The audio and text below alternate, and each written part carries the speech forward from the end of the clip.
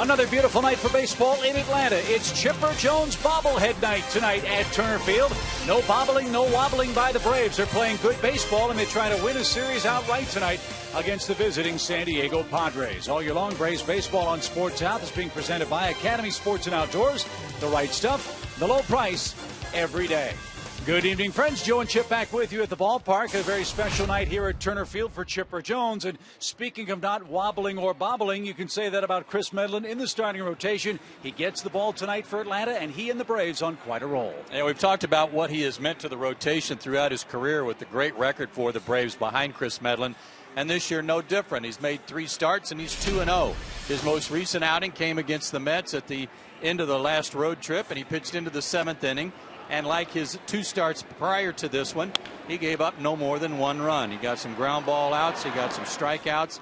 But in all 3 of his starts so far, he's had all of his pitches working. That curveball, that changeup, and a fastball somewhere around 90 miles an hour. Let's hope that's more of the same tonight for Chris Medlen. Against Jason Marquis, the former Atlanta Brave, who's certainly familiar with Turner Field. He's pitched well for the Padres, and he's coming off a start against the Pirates where he had a no-hitter through 6 innings and wound up with a 2-hit shutout. So he's a hot guy coming in, too. 2 pitchers on a roll tonight in the 4th and final game of the series. And speaking of being on a roll, nice to say that about Braves second baseman Dan Uggla. He's been swinging a hot bat. August has been kind to Dan. Let's hope that continues on into tonight's final game of the series and on into September as well. We'll talk about that with you in just a moment.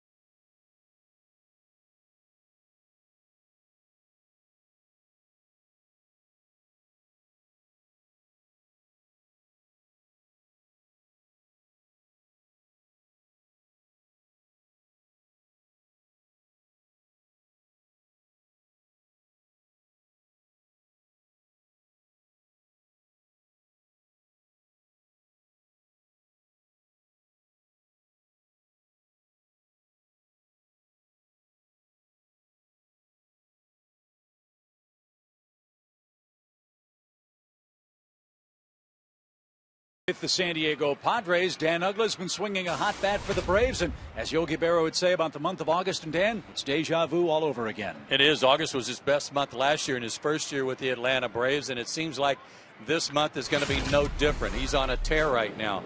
Tuesday night, hammered this one off Clayton Richard, drove it into the seats, kind of a laser beam home run off the left-hander. And then last night, with the Braves down 1-0 in the third inning, he came up against Edinson Volquez and got on top of a 95-mile-an-hour fastball and sailed that one out of the ballpark. Great numbers so far in the month of August for Dan, but that's comparable to what he did last year in August. He had 340 last year in the month of August with 10 homers, so he's somewhat on pace for that same number this year. Let's hope this continues, because the Braves need his bat in a hot stretch down the rest of the season. Braves country loves it when Dan is indeed the man, and he is right now for this Braves offense, which looks to continue to roll against Jason Marquis in the final game of this series. Beautiful night for baseball. We're glad you're with us. It's the Braves, it's the Padres, and first pitch is coming up right after this.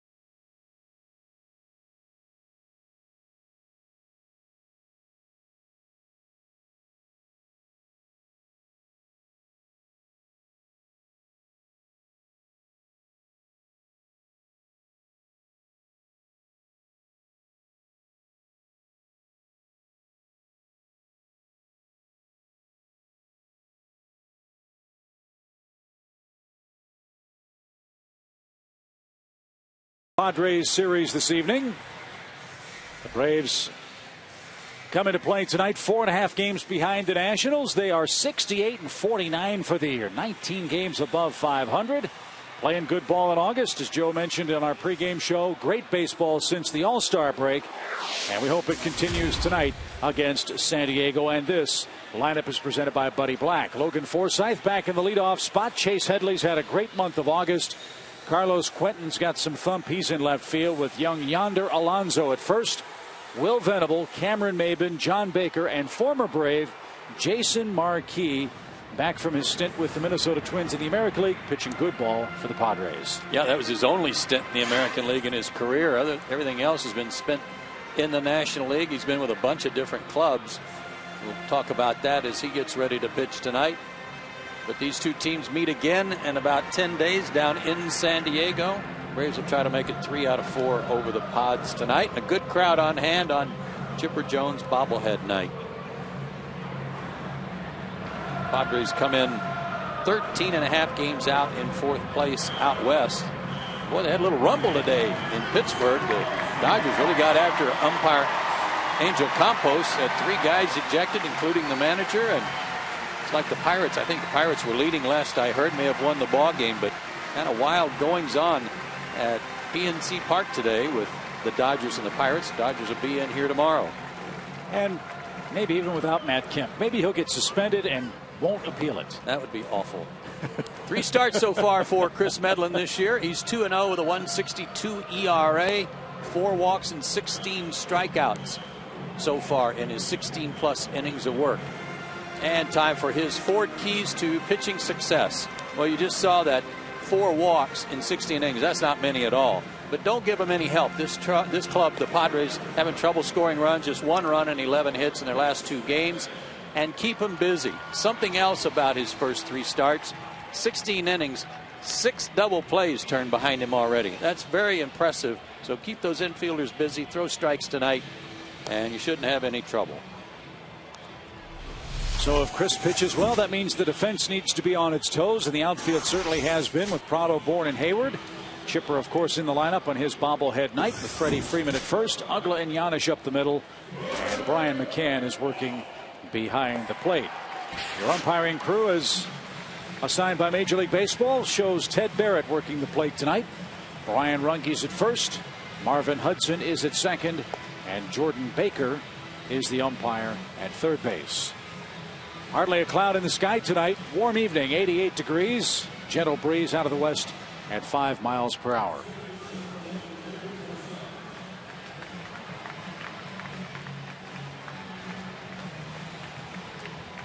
Chipper had the night off last night. Talked to him before the game last night about how he was feeling. He said, I feel good. My back's much better than it was in New York. And that he said it's all holding together pretty well so far. So Logan Forsythe strides to the plate. He's the San Diego second baseman and has had a good series. 4 hits, one of them a homer.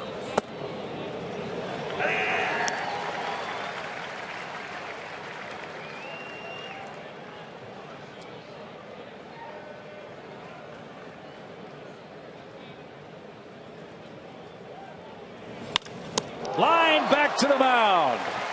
Welcome to the game, Chris. 1 out. Chipper said, hey, throw it around. Give us a chance to get it out of your glove before it burns a hole in your glove. Fastball down the middle, stick your glove out, and look what I found. That's a little reminiscent of the one that happened to Ben Sheets on the last road trip. Good hands. Here's Everett Cabrera, the shortstop. He's 1 for 6 in the series.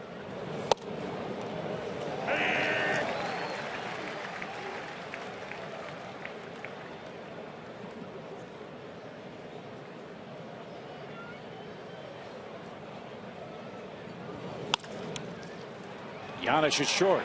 Backhand stab and a beautiful throw. 2 outs. There was another one of those ground balls where, just anticipating the pitch a little bit, Paul was leaning a little to his left, but he gets to his right to make the play. And one of the real key qualities of any good shortstop is good feet and quick feet, and Paul certainly has those good feet because of the way he's able to plant his feet in time to get rid of a throw quickly. Nice play again. Chase Headley's the third place hitter for the Padres. And he jumps on the first pitch and lines it into left field. So Headley, who's had a big month of August, is off to a flying start in game 4 this evening. Braves have controlled him, though, since game 1. That's his first hit since game 1. He was 0 for his last 7 with a couple of walks.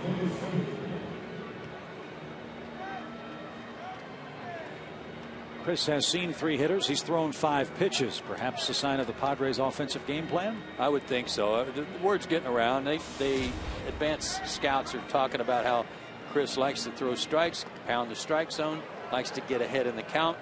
So they should be ready to swing the bat.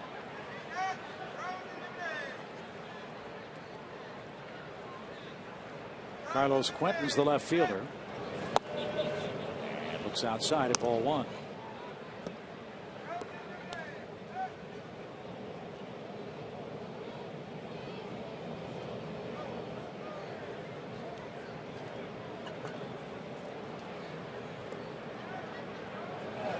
He's running, and Quentin fouled it away. 1 ball, 1 strike.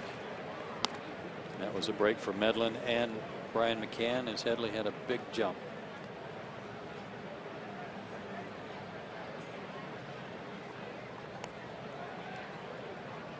He runs pretty well. 12 steals and 16 tries. 19 home runs for Chase Headley.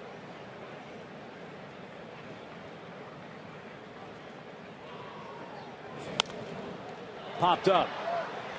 McCann in foul ground up the third base line is there, and Chris Medlen pitches a scoreless top of the first inning.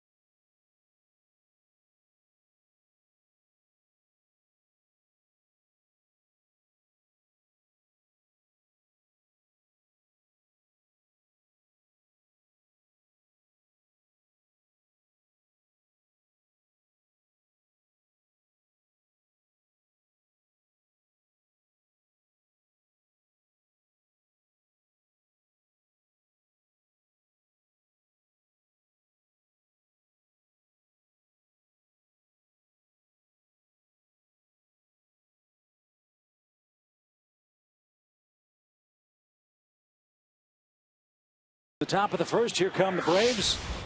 4.5 back in the National League East. Bourne, Prado, and Hayward, 3 hot hitters in the 1, 2, 3 spots. Chipper Jones, as Joe mentioned, back in the lineup tonight. And Uggla's homered in the last 2 ball games. And hopefully tonight we can get Brian McCann's bat active against former Brave Jason Marquis. 33 years old, 6'1", 220 out of Staten Island, New York. He has been on fire his last 6 starts. Good numbers, 5-1 with a 3.60 ERA and a very low batting average against him. And average pitching, as you saw in there, pitching into the 7th inning.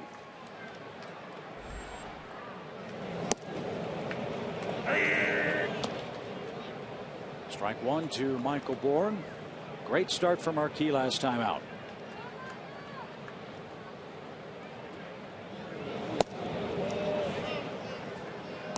Two-hit shutout against the Pirates and flirted with a no-hitter. 6 innings of no-hit ball and only 1 walk.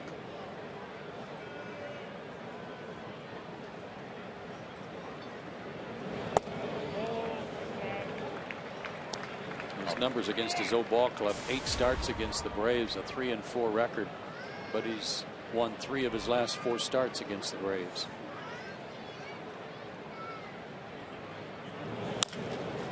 That's fair. Past the first base bag. Alonso was well off the line. Michael Bourne's got at least 2. Momentary bobble in right, but no further advance. 22nd double for Bourne and a 6-game hitting streak. Looked like a 2-seamer, and he throws a lot of them that he was trying to run down and in. And Michael hit this straight into the ground, but look how far Alonso was off the line and pulls a little ground ball right by him. Thank you very much. Double.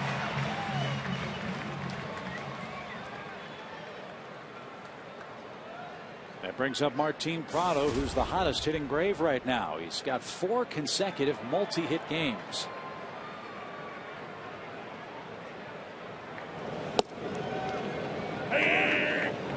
So 9 for 17, including a homer during that stretch for the Braves left fielder.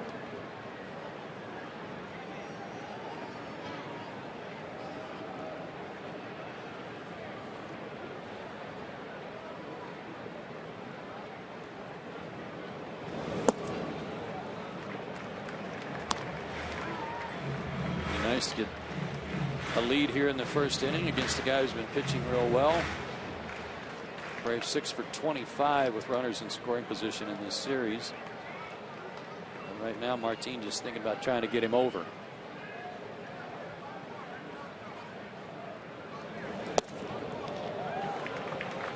Again, Alonso's way off the line at first base. We've seen Martin guide a ball down the right field line a time or two as well. Yeah, he's trying to take that hole away from him because he's also good at going to right field through that hole between first and second.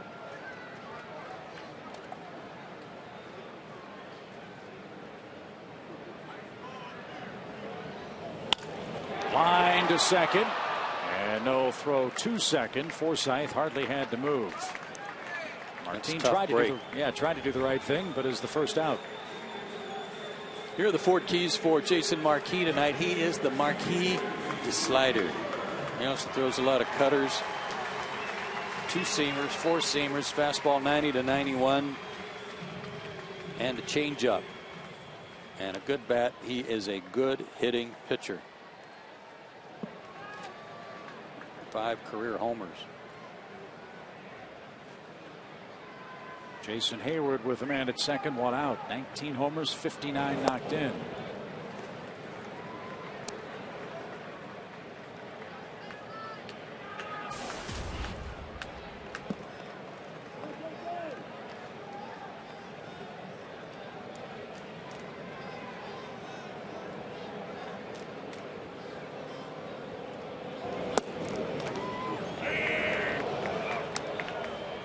Man of the hour, Chipper Jones is our Delta Airlines on deck batter. And as Jerome mentioned on Braves Live, he's had great numbers against Jason Marquis.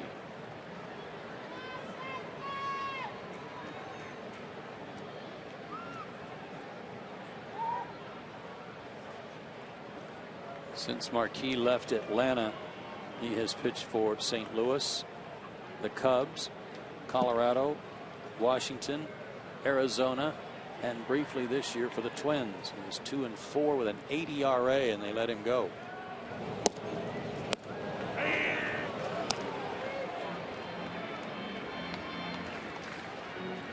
One ball, 2 strikes.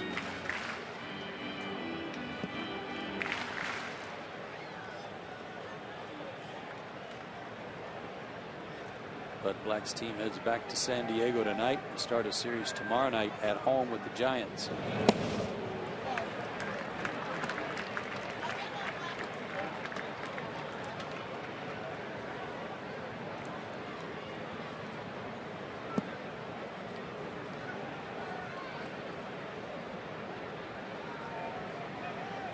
Two and two.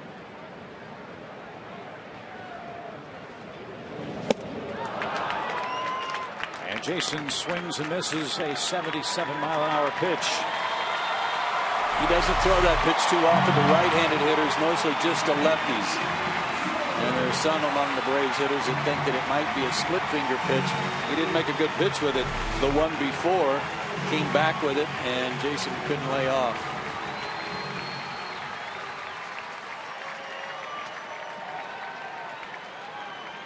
Surely Chipper has something special in store for us on his special night tonight. 1 ball, no strikes.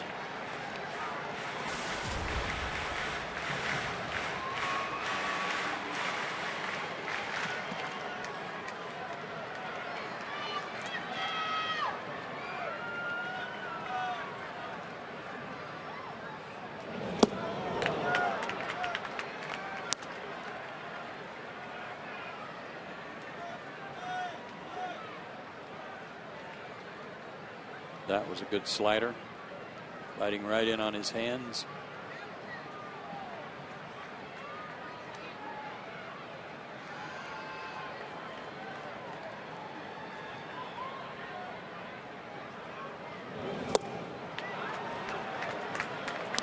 One and two. This guy's had a good career. Jason Marquis won 110 games in the big leagues.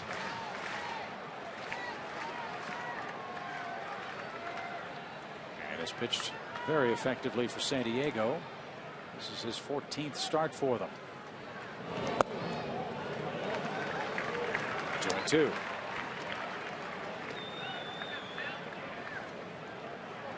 .112, 108 ERA, 4.5. Rap on him when he was with the Braves that he's real stubborn and hard-headed. Tough to get through to him about some ways that might make him a better pitcher because he had a better idea. And that was in an era when there was Tom Glavine and Greg Maddux and John Smoltz around. Yeah, and I shortchanged him 2 wins. Got to add in the 2 he had with the Twins this year. Now he's gone full to Chipper Jones. 3 balls, 2 strikes. Bourne at second. First inning.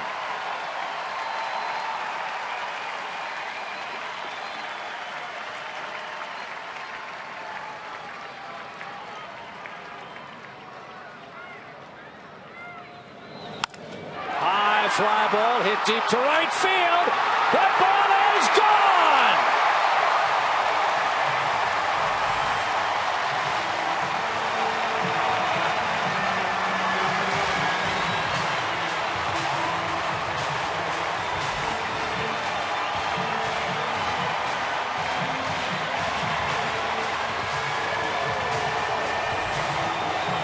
Is that special enough? That'll work. First base open. He's the smartest, one of the smartest, if not the smartest hitter in baseball. And he can outthink you. 3-1, 3-2 count, off speed. He was ready for it. Dropped the barrel of that big old bat on it. His 4th career homer off Marquis. And a curtain call requested. Come on.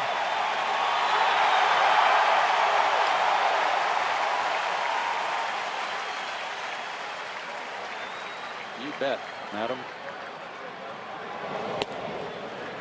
19 home games left in the regular season career of Chipper Jones after tonight.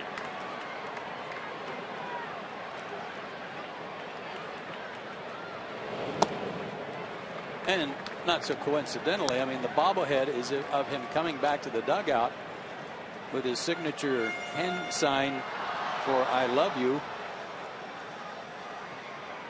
And he got to show that off again tonight. 3 balls and a strike now to Freddie Freeman. But the point of it, of that off-speed pitch, first base open. It didn't matter if he walked him or not. Chipper knew that, and he was on it. And just looking at that replay, it's almost as if he one-handed that ball. Well, he got fooled a little bit on the speed of it, but he kept his hands back. His body and his stride might have moved a little bit forward, but his hands didn't. Third base runner of the inning is Freddie Freeman, who walks with 2 outs.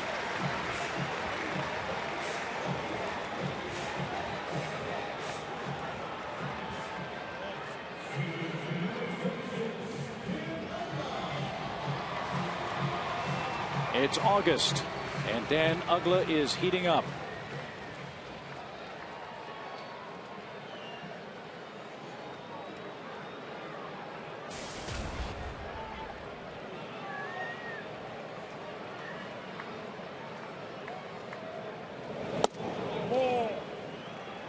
Here's a look at that swing again, Chip, and look from the side. Watch how he keeps his hands back now. His foot went forward, but the hands were still back. He had plenty left on the swing, and just he's so strong and swings that heavy bat. Got the barrel to it. 465th homer for Chipper Jones, ties him with Dave Winfield on the all-time homer list.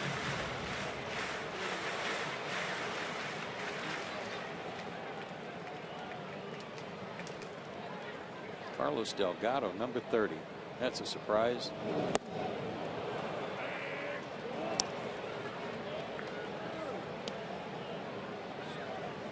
Two balls and a strike for Dan Uggla. Michael Bourne led off with a double. Chipper a 2-out 2-run homer. Freddie Freeman at first on a walk. And a long inning for Marquis. 29 pitches for him so far. More balls than strikes.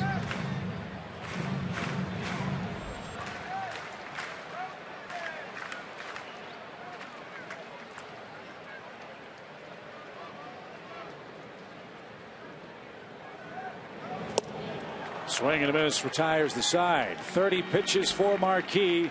The last one he threw to Chipper Jones. Found the seats in right. A 2-run Chipper Jones homer on his bobblehead night. And the Braves have an early lead.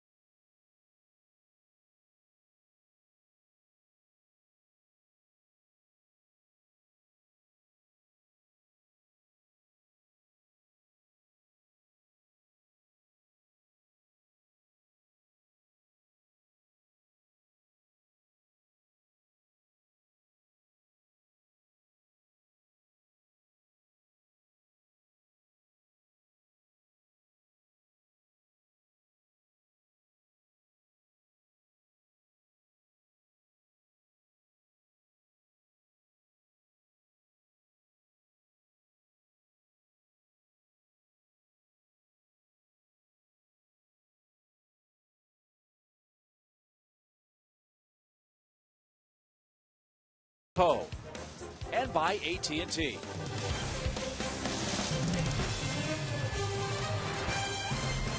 She's got her bobblehead, and her Braves lead 2-0 after an inning at Turner Field tonight.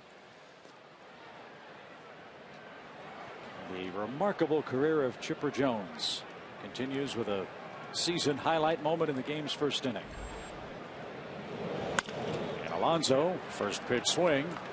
He's done that a lot in the series. Yeah, you got to be aware that he is a first pitch fastball hitter, and he wants to hit it right through that hole, and he's done it a half dozen times already.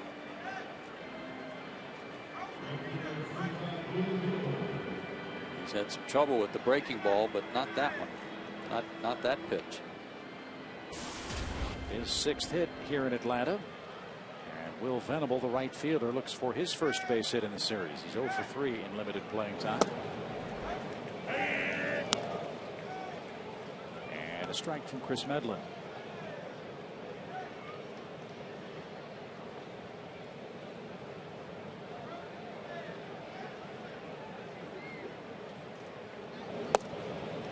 Joe, tonight's game for the Braves, kind of a signpost game for this 2012 season. This is the last time for the next 2 weeks we'll have a 5-man rotation.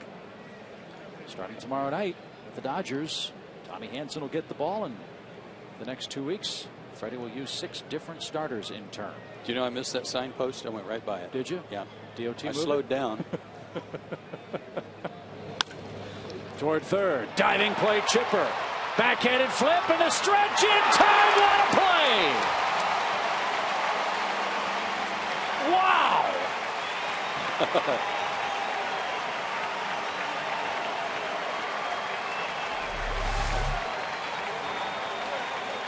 You know, if they're going to give a bobblehead away of you, you got to put in a little effort. And what a stretch by Dan Uggla. Home Depot tools from the dugout. It's not always just your good arm and good throw. Sometimes you got to improvise a little bit, and he did with a toss.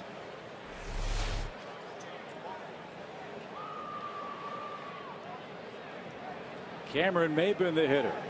Runner goes, pitch a strike, throw to second is a little late. And Venable has his 16th steal of the season.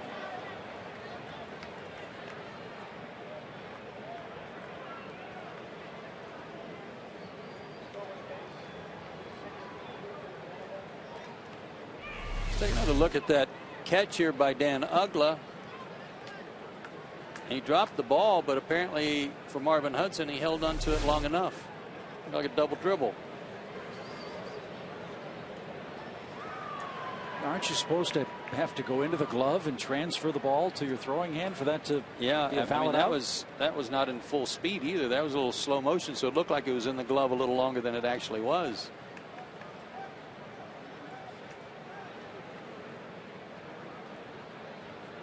Chipper and the Braves will take it. 1 ball, 2 strikes, the count to Medlen.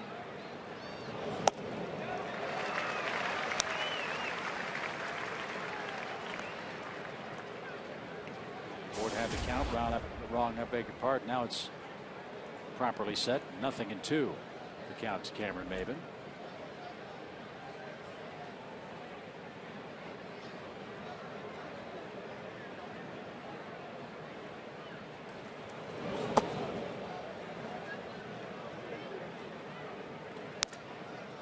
Well, the Braves have been pretty good with runners in scoring position in this series. San Diego has not. They are 3 for 19 with runners in scoring position and 0 for their last 11. Last time they hit with a runner in scoring position was game 1 on Monday in the 6th inning. That was the 1-2 pitch to Maybin, and he's down on strikes. First strikeout for Chris tonight.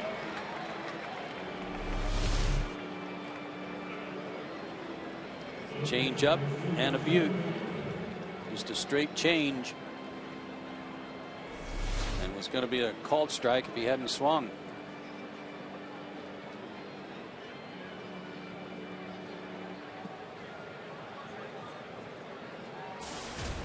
This is John Baker, 11 RBIs for the season. And a big swing and a miss. He too likes to jump on the first pitch he sees, and a good fastball hitter, and they started him with a good changeup off the plate.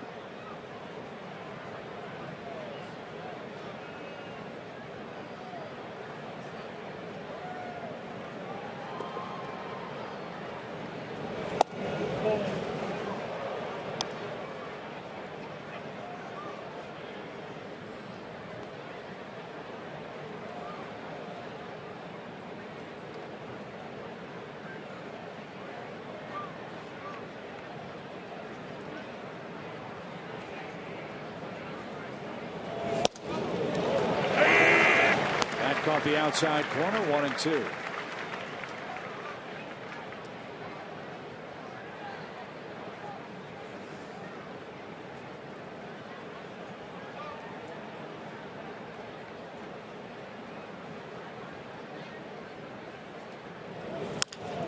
Slow roller toward Freddie Freeman. Led perfectly to the bag. Chris Medlen handles. And San Diego's out of luck in the second. A great play at third by Chipper. Half inning.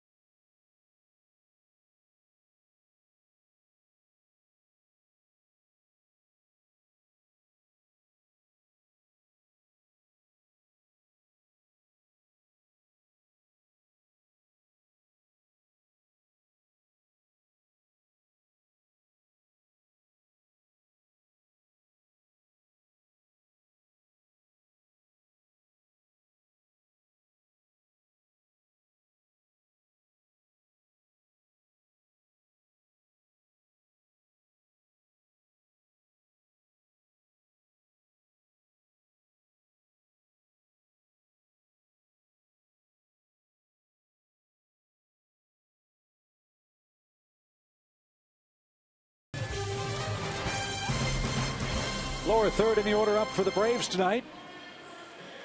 Isn't she a cutie? She's fired up too with her Braves jersey on tonight. As Brian McCann leads things off against Jason Marquis.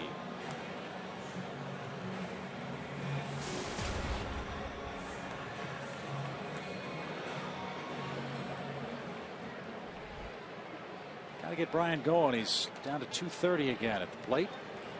He has hit 18 homers. He has knocked in 57 runs.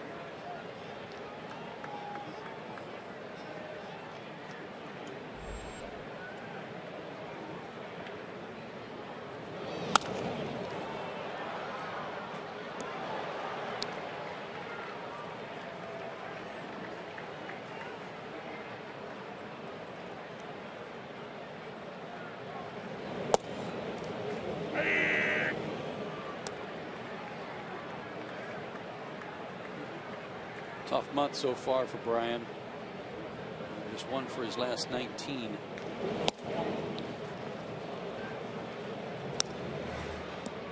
Geez, when he had things going in the right direction, now it's tough for him to buy a hit.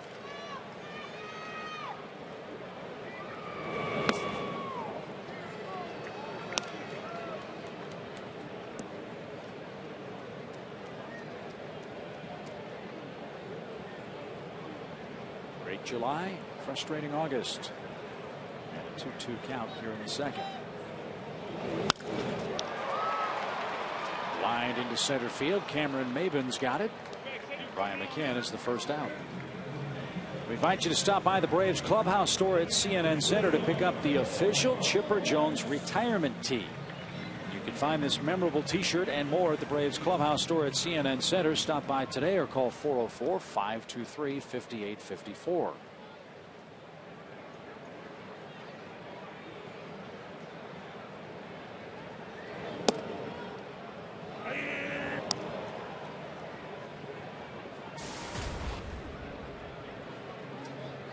First at bat of the night for Paul Janisch.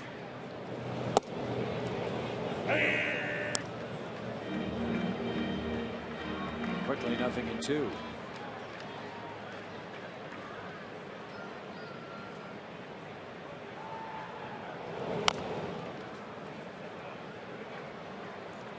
Damage. Sorry, Chip. The damage came to Marquis when he was working out of the stretch, and his windup has changed over the years a couple of different times. But now, when he out of the windup, he takes a large step forward, and then it's almost like he's in the stretch. You'd think the stretch would come naturally. Cabrera at short takes care of Janisch, and that's the second out. You mentioned he's pitched in a lot of places. He's pitched a long time. He's pitched pretty effectively. It's ironic for Marquis that arguably his best season in the big leagues came in maybe the most difficult place to pitch in the National League. That was with Colorado. Most wins he's had in a single season was 2009 with the Rockies. He went 15-13 in 33 starts that year.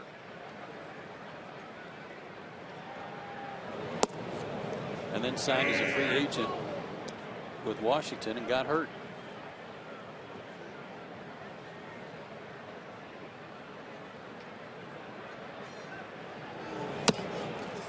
That's bounced off the plate by Chris Medlen. And Marquis will apply the tag at first. And the inning is over. On we go to the third. It's 2-0. Atlanta in front.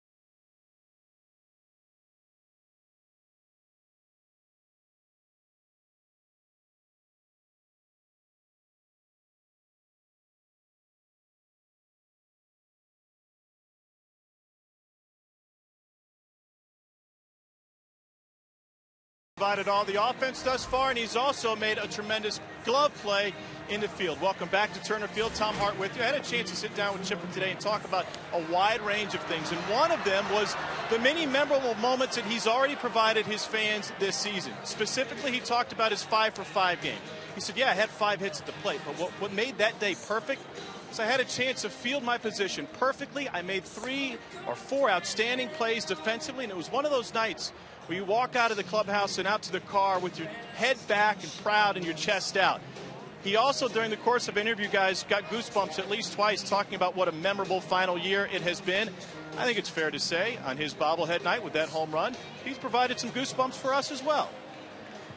Agreed, Tom, but he's also just had a knack his whole career for doing things in a special way in special occasions. And tonight, no different. So here's Jason Marquis, man that can swing the bat, as Joe told us at the start of the broadcast tonight. He leads off the San Diego third, followed by Logan Forsythe and then Everth Cabrera, the shortstop.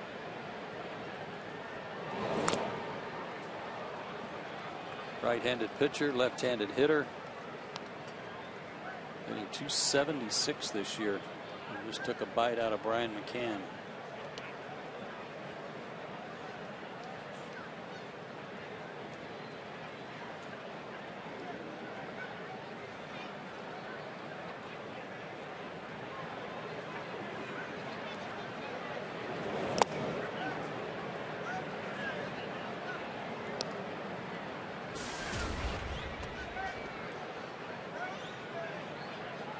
Five career homers.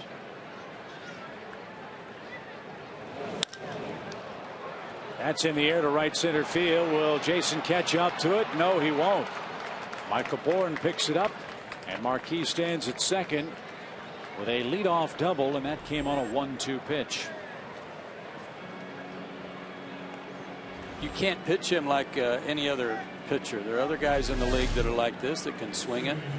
You get ahead in the count, and that pitch was just off the mark. Right down the middle, trying to run that fastball away from him to get him to chase it, but that had the middle of the plate.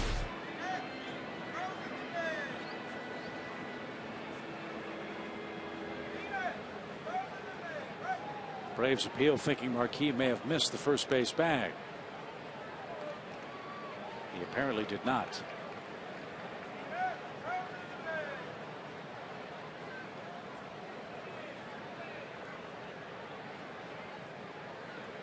Forsythe hit the comebacker to Medlen to start the ball game this evening.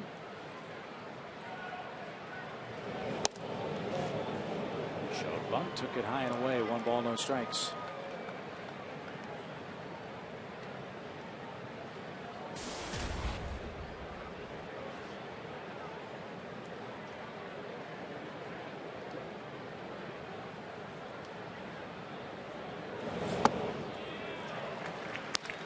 This guy's had a pretty good series at the plate. And I like this guy's name. Sounds like he should be on a daytime soap opera, doesn't he? Yeah. Yeah, he has had a good series, including a home run.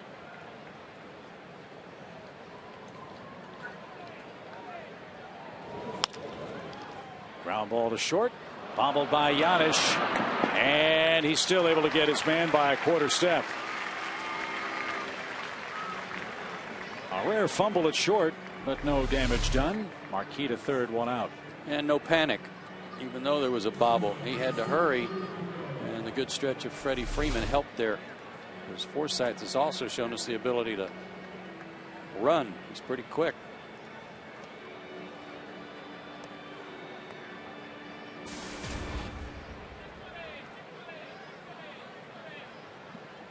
Cabrera, the key man in the inning for the Padres. Chipper even with the bag at third. Normal depth up the middle for the Braves shortstop. Paul Giannis and Dan Uggla at second.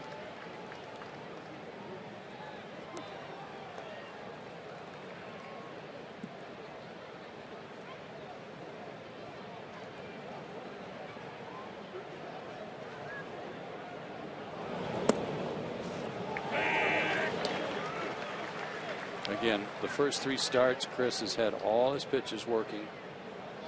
Fastball, curveball, changeup. So far, so good tonight. Command-wise, he's throwing everything for strikes. Just a little too good a strike to Marquis. He's thrown 5 outside the mark.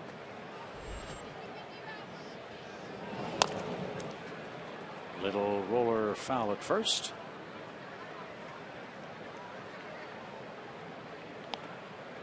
And we'll do it again with Cabrera, the shortstop.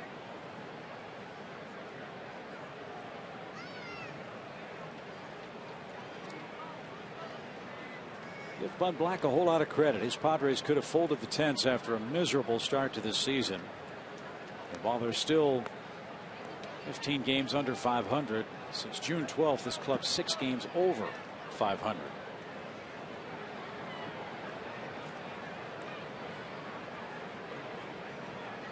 They have not been pushovers for anybody.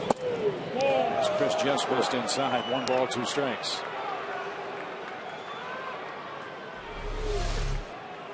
Oh boy, that was close. Froze him with that 2-seamer. Just shaving the strike zone. Close. Roller back to the mound. Medlen's coming home, and Marquis going to be tagged out.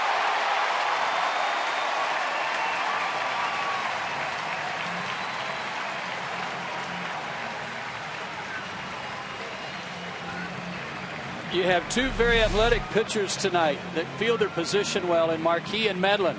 Marquis also a good base runner. I don't blame him for coming home. He just didn't anticipate this kind of play. A piece of good glove work by Medlen, and then spinning and throwing a strike back to McCann. Jason thought he got his hand over the top of that tag, but not so. Good play by Medlen. Runner at first goes, swing and a miss. Bryant's throw is on target but late. That's 20 in a row for Everth Cabrera. 20 for 20 in stolen bases at the big league level this year.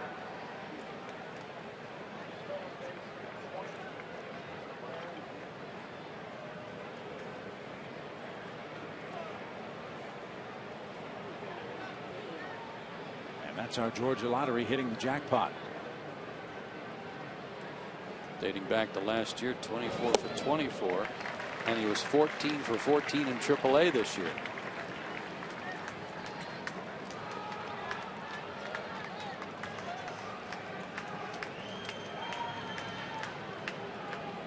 Two quick strikes to Chase Headley, who singled in the first.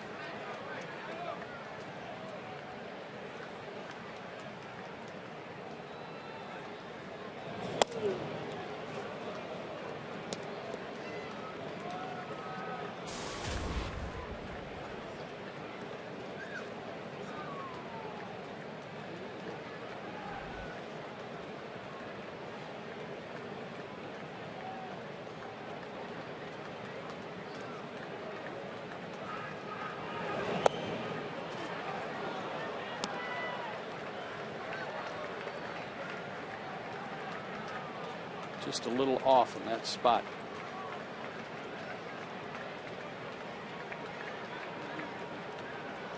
Missed with that one, but a better miss in this case than it was to Marquis when he tried to go there.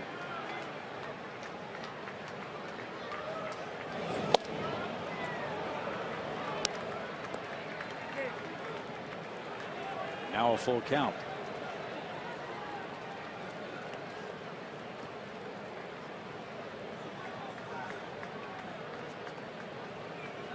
Kind of a similar situation to what Chipper had. Got a base open. You can use an off-speed pitch if you want. Instead, a fastball right down the middle. he got Headley looking. Great play by Chris Medlen. Keeps the shutout bid intact. In fact, Braves defense tonight has been terrific through 3 innings.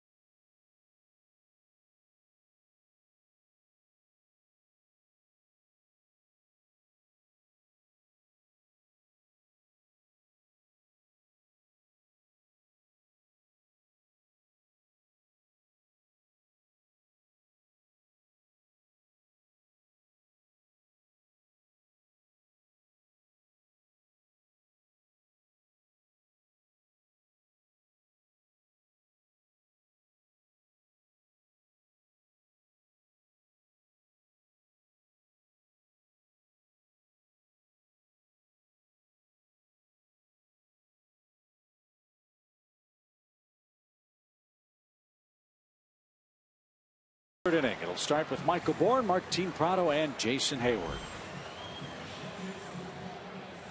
As Joe mentioned earlier, good crowd tonight. Perhaps the biggest of the series against San Diego.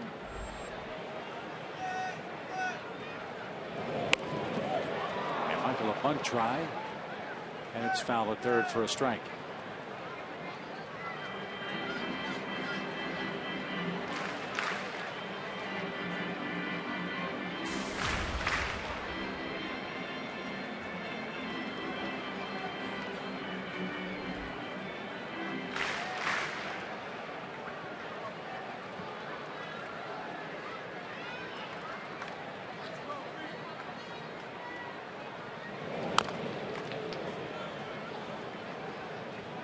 No balls, 2 strikes. 144 hits and 82 runs now for Michael Bourne this year. That's what the leadoff man is supposed to do, and he's doing it in a great fashion.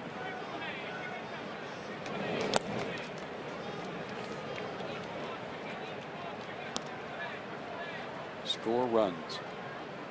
Get on and score runs.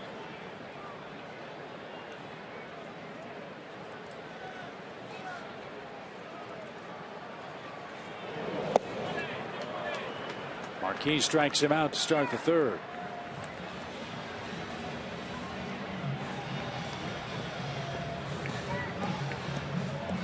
And Martin Prado stands in. Time for our AT&T Uverse trivia question. Before Martin Prado, name the last Brave whose primary position was the outfield to hit better than 300 in a season.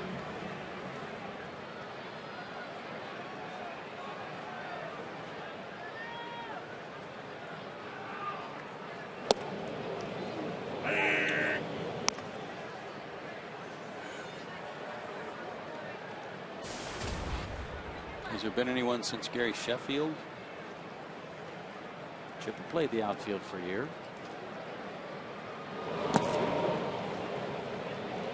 The tie in there is obvious. It's Chipper's bobblehead night. Might be too obvious. She might be thinking that she knows what we're thinking that she's thinking. And that's really, really scary. Ground ball toward Medlen at third.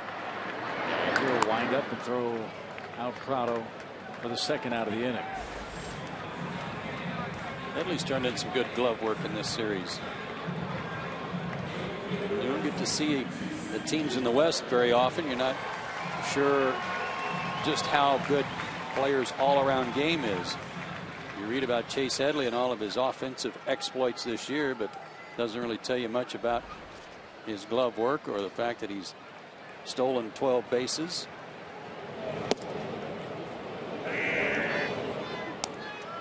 So another reason for the balanced schedule. Let's see everybody more often.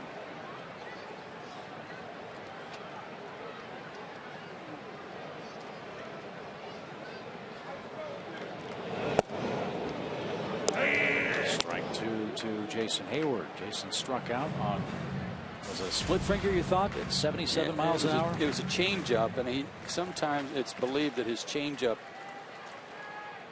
more often than not, it could be a split finger grip.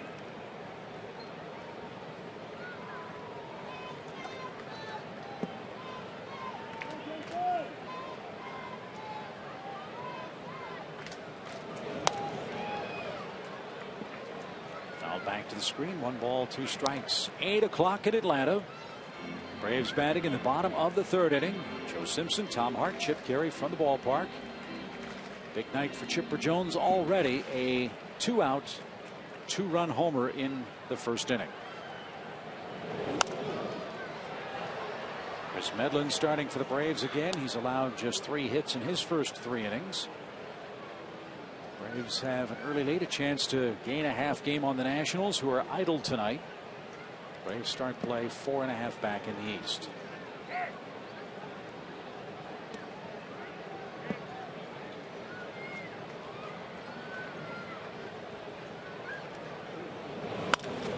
Ground ball up the middle, off the glove of Forsythe. And into shallow center. Hayward's going to try for two. Maben's throw off balance. Won't get it.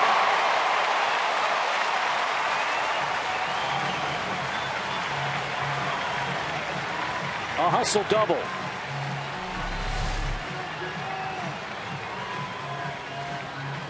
Just the slightest opening with the way he hustles down the line. Now, if he's not busting it down the line, this doesn't happen.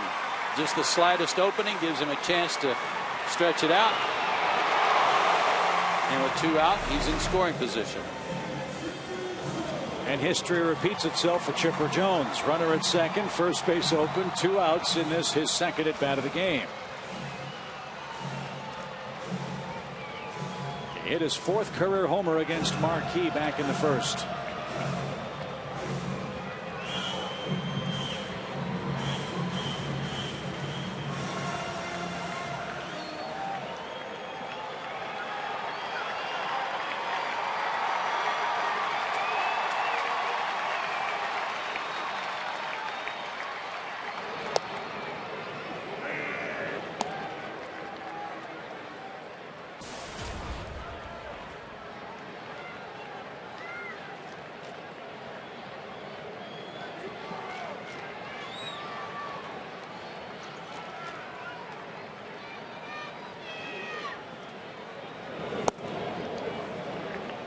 So is it bad? What does Chipper look to hit from Marquis? Well, it's kind of the same situation as it was in the first inning with two out, base open. He hit an off-speed pitch, looked like a breaking ball into the seats. I don't know that he would do that again.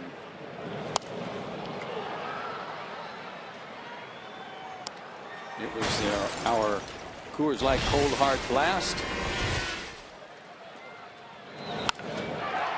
And a slider that dropped right in there.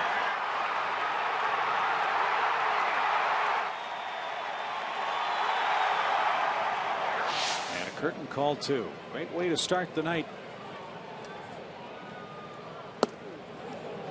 And now 2-2. That was a very gutsy pitch. That off-speed pitch inside. He had to make sure it was far enough inside that he would take it, but hoped that he would swing at it.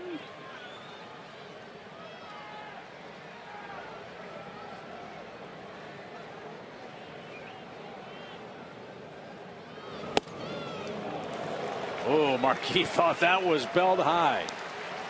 That was a good pitch. I don't know if it was a strike, but he really went after him with a fastball. And Chipper got a break. Bud Black can't believe it. 3 balls, 2 strikes.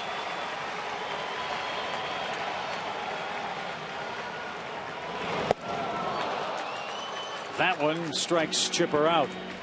4th strikeout for Jason Marquis. Braves 2, San Diego nothing.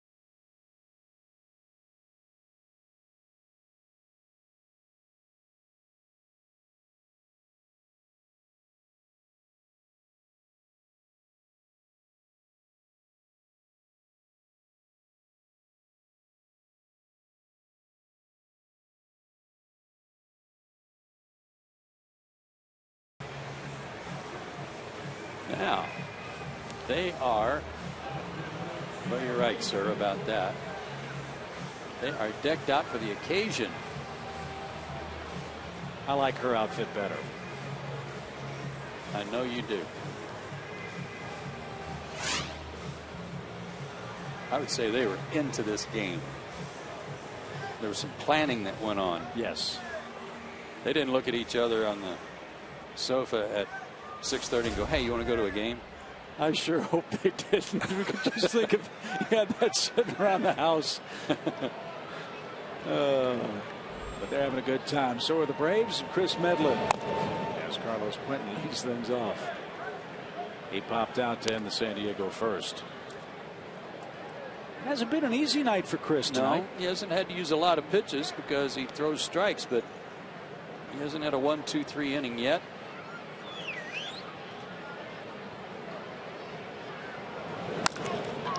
Ground ball to Giannis. Ball's got it. Perfect throw. One out. If you can't join us this weekend here at Turner Field, we hope to join Fox Sports South this Sunday at Twin Peaks in Buckhead for a Braves viewing party. The Braves will be taking on the Los Angeles Dodgers. That's this Sunday at Twin Peaks in Buckhead as the Braves battle on FS South.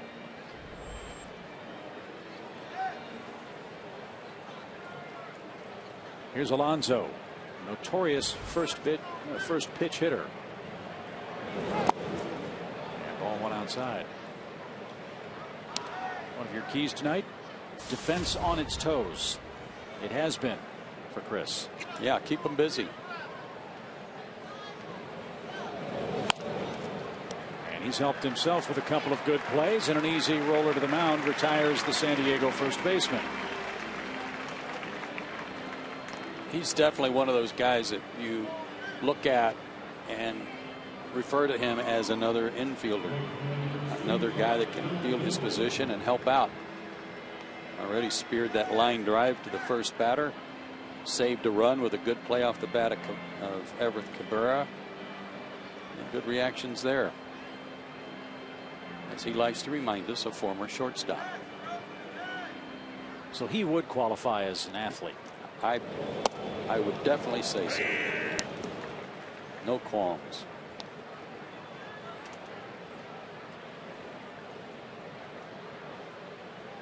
Not only that, he's a winner. I'll say. How about the Braves in his last 14 starts?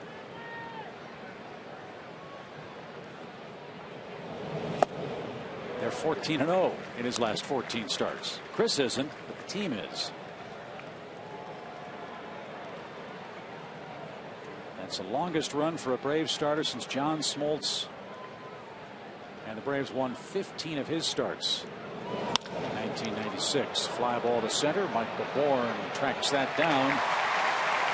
Last I checked, you can't do any better than win your last 14. And he's winning again tonight.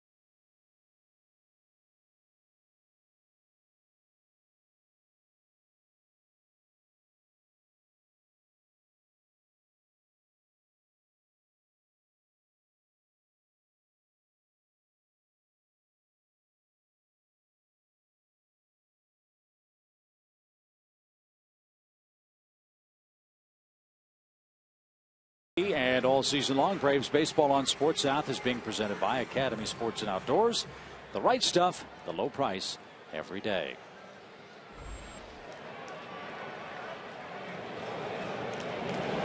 Freddie Freeman swings at the first pitch and tries to split the gap in left center. Maben cuts it off.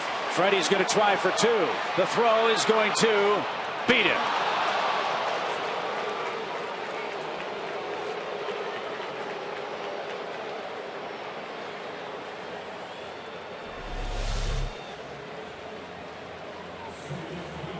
Good piece of hitting, fastball, outside corner.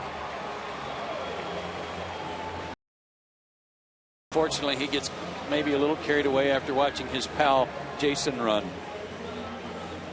and realizes right here that it's just not that easy. So it's a single. He's out 8-4.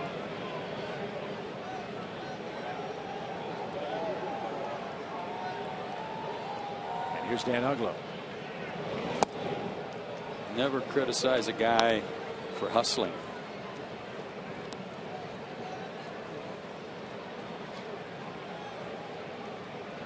I think that's another advantage of having the lead. You can take a few more chances on the bases. This game's far from over, obviously, but if Freddie makes that, it's a great outcome to lead off the inning.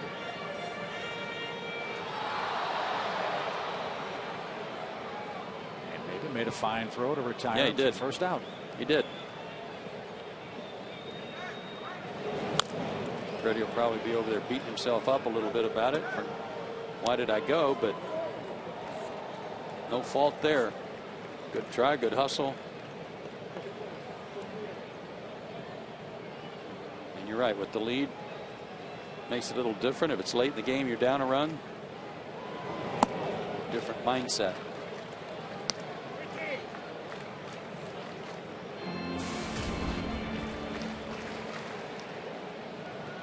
Full count for Dan. And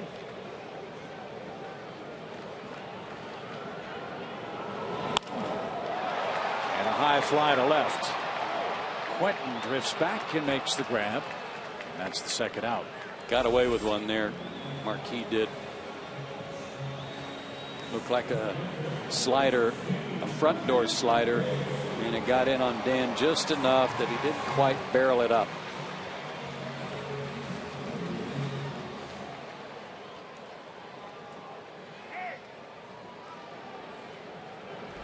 Base is empty. 2 away for Brian McCann. Brian flat out to center.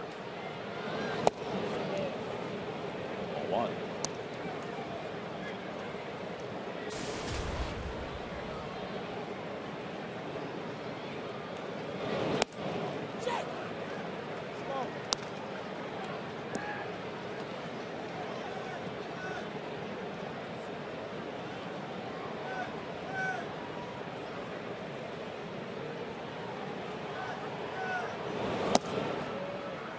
When I was talking about Marquis' stubbornness and maybe some hard-headedness early in his career, one thing about it, he's had a 13-year career, and as you said, 112 wins.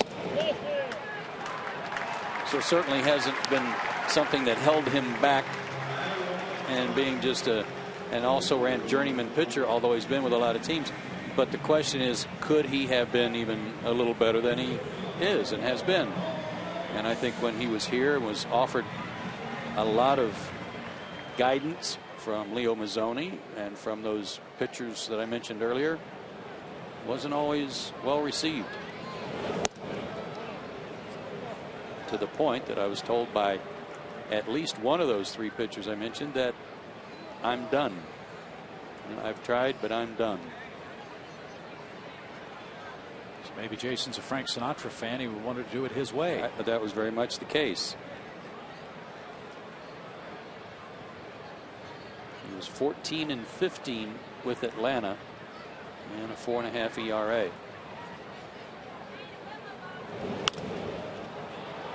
Popped up. Right side. Alonso can't make a play. And ran into Juan Francisco right at the railing. Got bumped a little bit. Don't know if he would have been able to make a play even had that bump not occurred.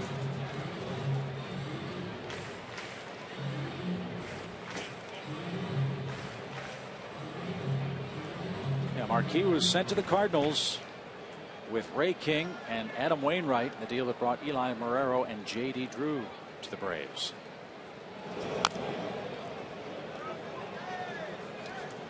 Jason had a good run with the Cardinals, double-digit wins in 3 seasons there.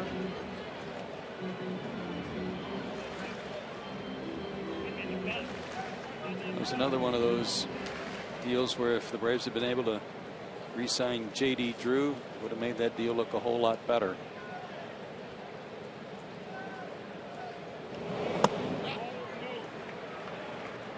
Another Scott Boras client who preferred free agency.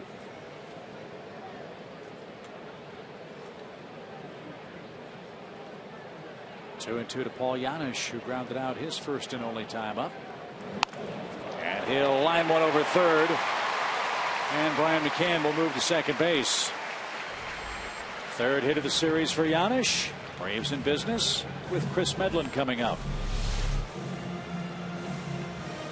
Front door slider again. Kind of flattened out, and it was up, and gave Paul a chance to react to it and turn on it.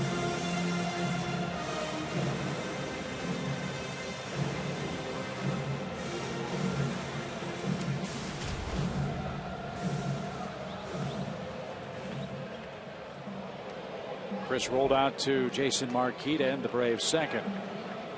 Try to help himself here. Maben in center field shortens up a step or two. He's playing very shallowly with the Braves pitcher in the box. Venables moved in a couple of steps as well in right field. And you've got the catcher running at second.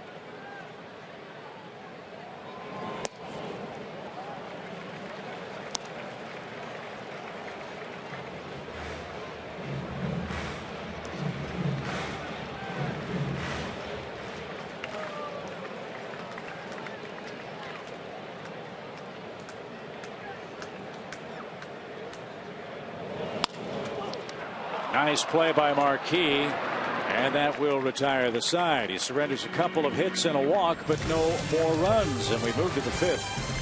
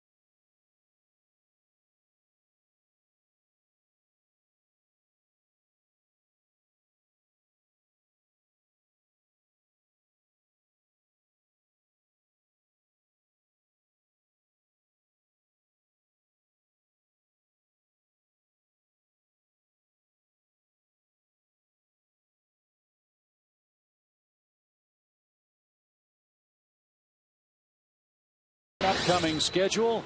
The Dodgers are in town for the Civil Rights Weekend here tomorrow night. Tommy Hanson back in action, 12-5, 4.29 ERA against Chris Capuano. Capuano's had a good year for the Dodgers. Excellent ERA. Could probably have a few more wins with a little more run support. Aaron Harang, Ben Sheets on Saturday. And then the Sunday afternoon finale of the series, Mike Minor against Chad Billingsley. And Billingsley, better than his 9-9 record might indicate, too. Braves do miss the defending Cy Young Award winner, however. His name's Clayton Kershaw, and that's always a good thing.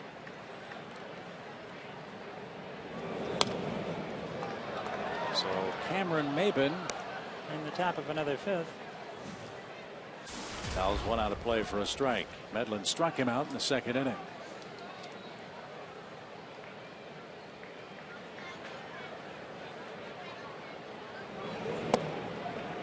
Big story today for the fans in San Diego. Their sale of the ball club officially went through today. Press release issued by Major League Baseball this afternoon.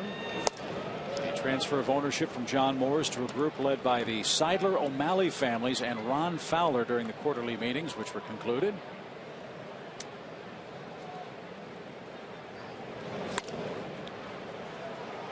Ron Fowler is a San Diego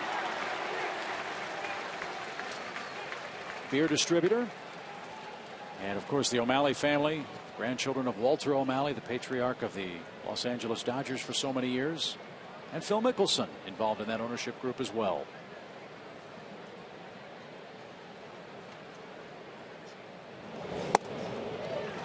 And Maben, a very late swing, is struck out for the second time by Medlen. That's 3 in the game for Chris.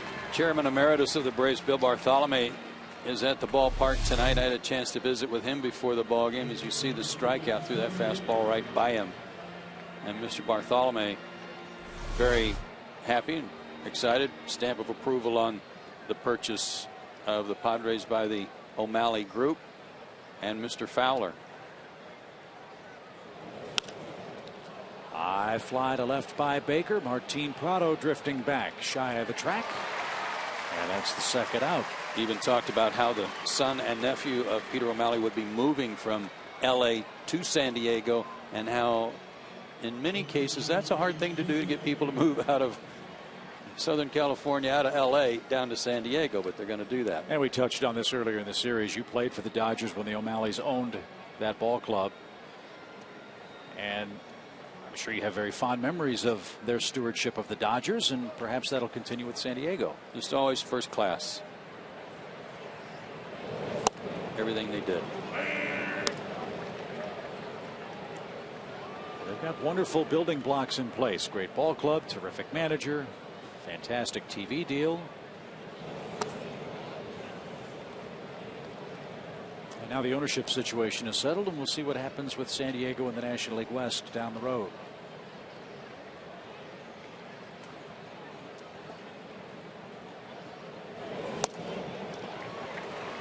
Marquis swinging for the downs, is behind 1-2.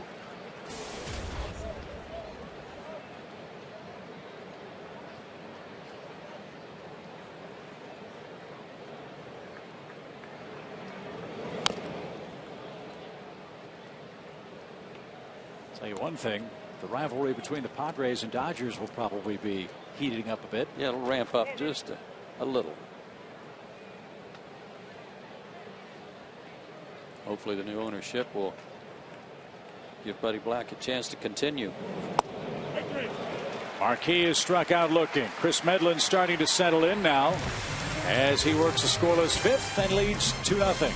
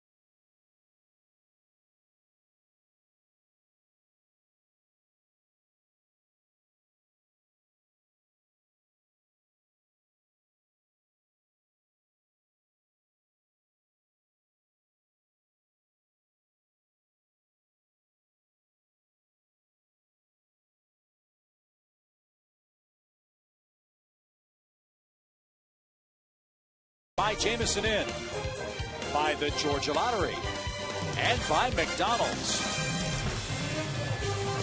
Beautiful sunset here in Atlanta, Georgia, where the Braves lead the Padres in the series wrap-up 2-0. Here's your score. We invite you to get the first limited edition print of the Chipper Jones commemorative print series presented by SunTrust, being given away tomorrow night against the Dodgers. The print highlights Chipper's role on the Braves' 1995 World Championship team. And you can get that print by calling 800-745-3000 or by visiting braves.com/tickets today. It'll be a big night. And it's a big series for the Braves as the Dodgers neck and neck with the Giants in the National League West.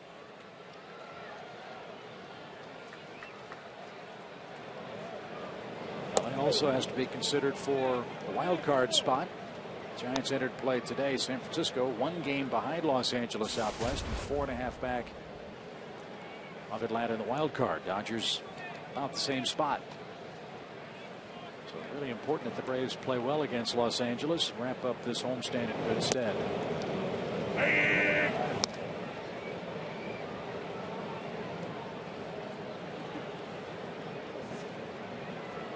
Michael Bourne 1 for 2 with a double and a run scored. Skies one towards center. Maben going back. And Cameron has it for the first out. Now it's easier than ever to support environmentally friendly energy generation with Georgia Power's EarthSense Green Energy Program. Join a growing community to help bring more renewable power to Georgia. To learn more and sign up for Georgia Power's EarthSense Green Energy Program, visit georgiapower.com/greenenergy.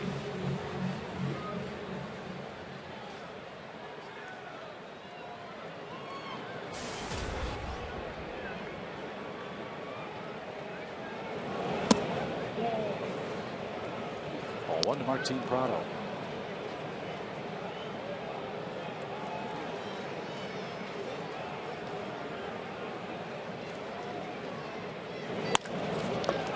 Diving stop, Headley, great play.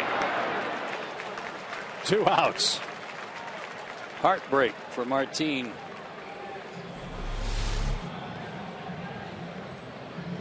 Turned on that pitch beautifully. Going to be at least a double in the corner, and Headley saved it with yet another good play. Boy, has he been impressive. Crossover step here, and then the dive. Nice play. This has been a terrific defensive showcase for both of these teams. Which is odd for San Diego, having made more errors than anybody. But something that we talked about on Monday when they first came to town is an area that they have to improve to help their pitchers. Oh, that's it.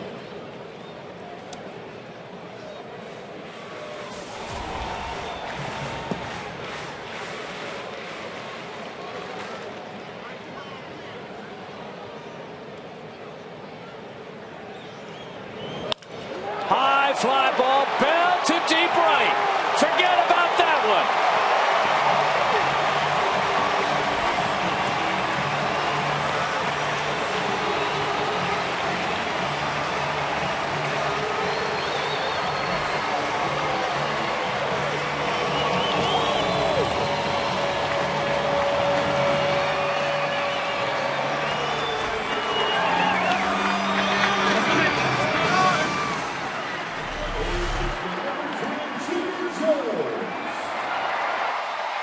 That looked like a fastball. He may have been trying to cut it a little bit to get it to move in, but it was belt high and belted. So for the first time in what will be many years in Jason Hayward's big league career, he's a 20-homer man. That extends the lead to 3-0 for Chipper Jones with 2 outs. And gets him to 60 RBIs.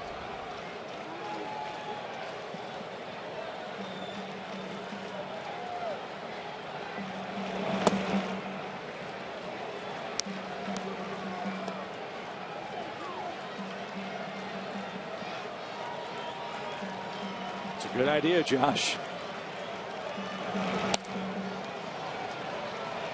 There are a few more candidates to have a bobblehead night on this Braves ball club in 2012 besides Chipper. Let's go down the list on the lineup tonight. And another high fly ball. This one deep center. Maven going back at the wall. It's a two-homer game for Chipper.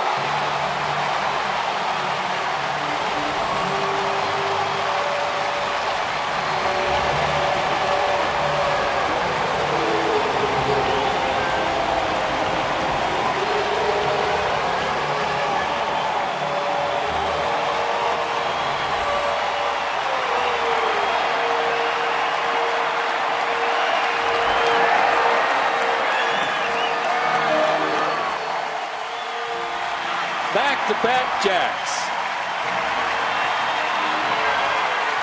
And another milestone.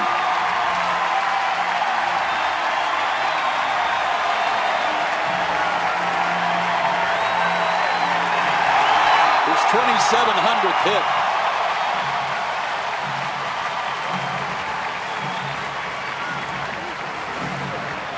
And he continues to wear out Jason Marquis. 8 career hits against Marquis, 5 home runs.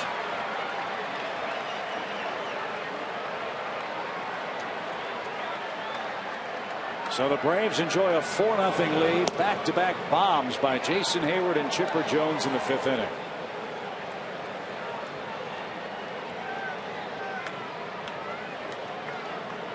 '40th career multi-home run game. And his first in 3 years. June of '09, the last one. Here's the other cool thing. I think that landed in the sod farm in center field. All somebody has to do is go get that ball and hand it to him. Be a cool trophy for Chipper Jones. What I want to know is, has anybody at the age of 40 had a year that even remotely compares to this?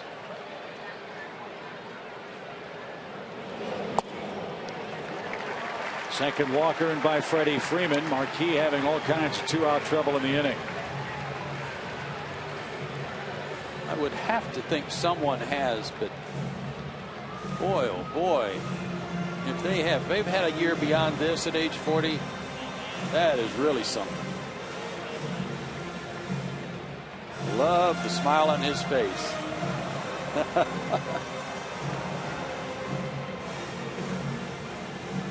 Kind of reminds you of that home run he hit in Houston where Eric Hinske greeted him in the dugout. First game back, it can't be this easy. No. Michael Bourne is just going on and on there about the way the ball's jumping off his bat.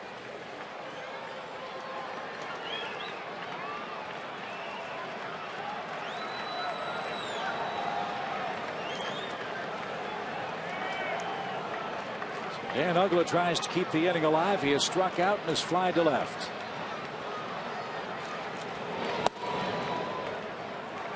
Let's take a look at the swing again. Heyward hit a fastball. Chipper hit a fastball. And Jason Marquis has seen this before.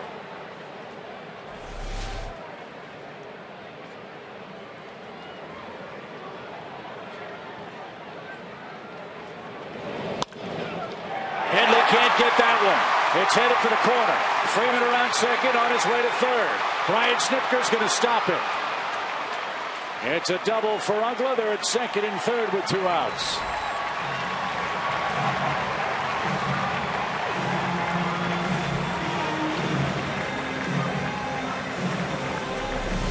Medlen's helped him already this inning, but not this time.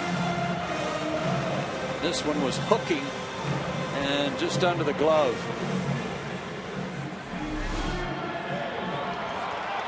So Dan continues his good work.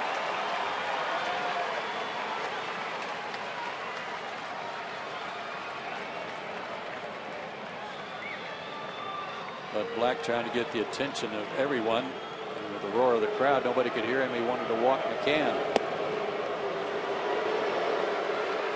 Brad Boxberger is warming up in their pen. So the Padres will load the bases, but all the time between pitches will give Boxberger extra time to loosen up. Yanish is in the on-deck circle for the Braves, who've added 2 more runs in this 5th.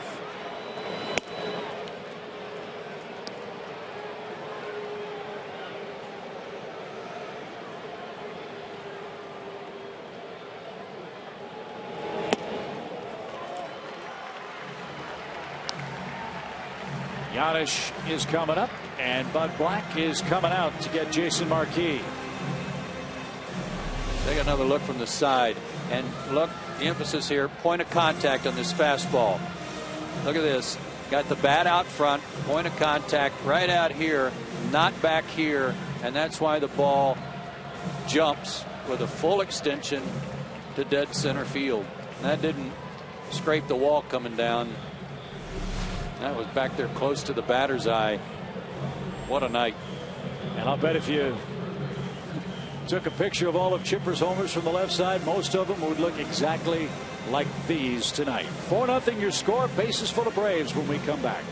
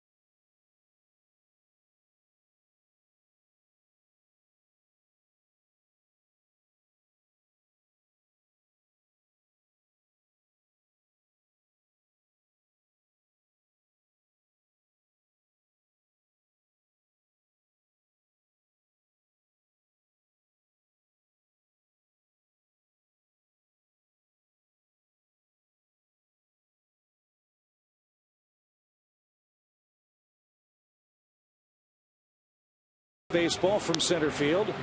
Major League Baseball here authenticating that milestone hit for Chipper Jones, number 2,700 in his major league career. Braves have scored twice in the inning, looking for more, and they'll try to do that, Joe, against a new San Diego pitcher. We saw Boxberger earlier in the series. Worked 2/3 of an inning in game 2, gave up a home run to Martin Prado. As we pointed out in that game, a lot of walks and a lot of strikeouts in his 13 innings.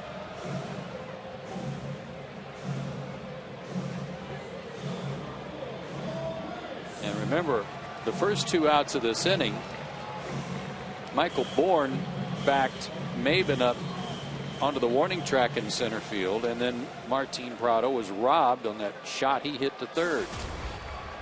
That was all off Marquis. Let's see if Paul Yanish can chase home a couple more.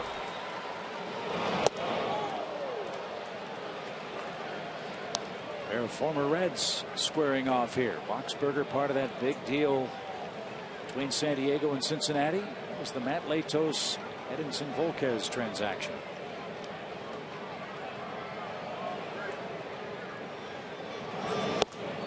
He almost threw that one to the backstop. 1 ball, 1 strike. Fastball, slider, changeup, fastball in the low 90s, 92, 93.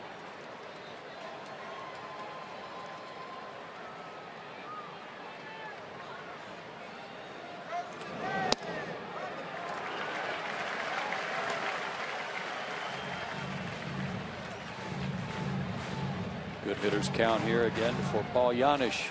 2-1.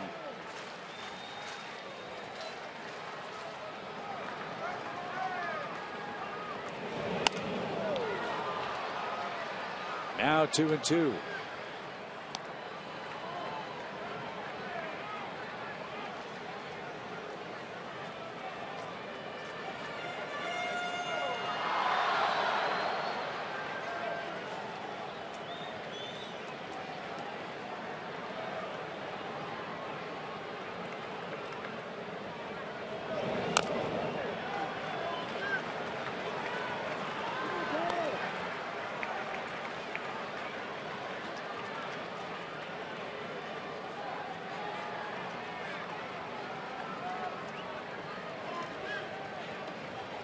What a night.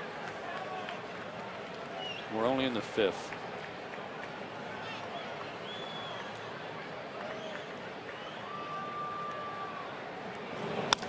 Up the middle, base hit, Giannis.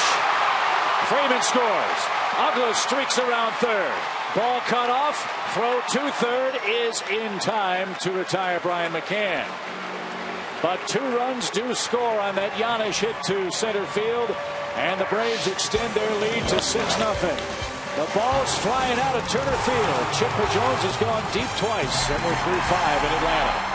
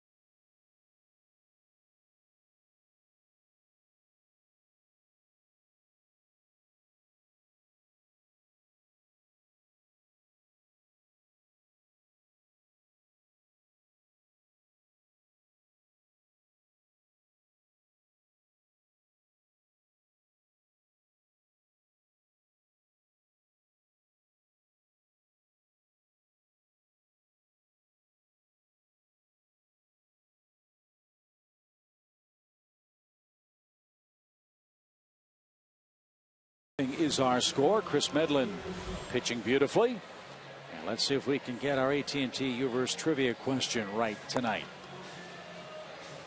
Before Martin Prado named the last Brave whose primary position was the outfield to hit over 300 in a season. Okay, I'm torn between Gary Sheffield and Marquis Grissom, but I'm going to go Sheffield. I will stick with Chipper Jones because it's Chipper Jones bobblehead night. The answer is...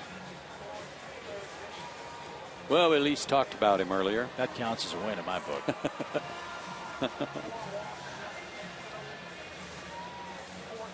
J.D. Drew.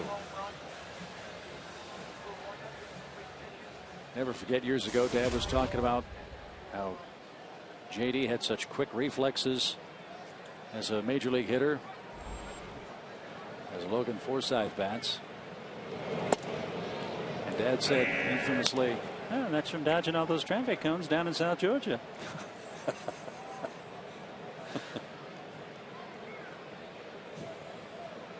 Hope JD's doing well as Forsythe lines one to center. Michael Bourne gets there.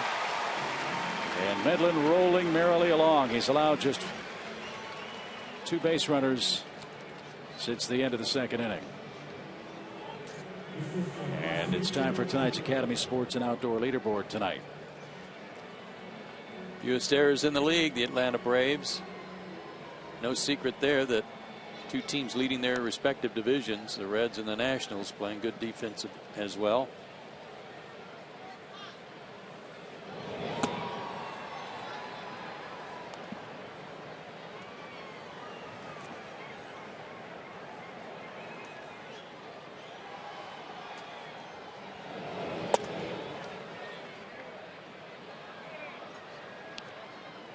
Cabrera held up, 2 balls, no strikes.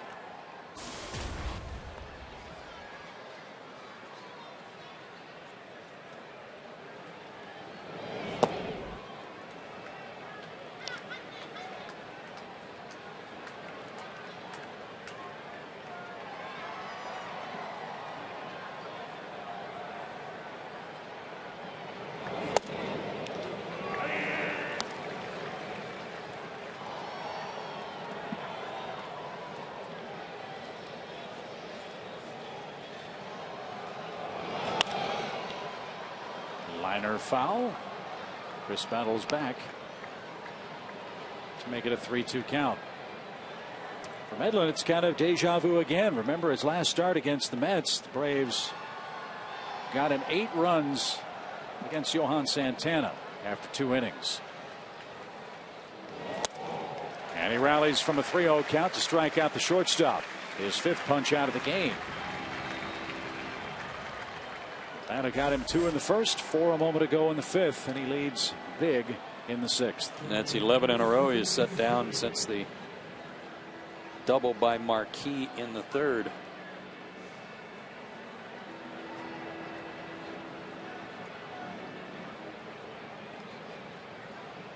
Now this plays right into Chris's hands. He can just go into attack mode. He's thrown 63 pitches now with 2 outs in the 6th inning.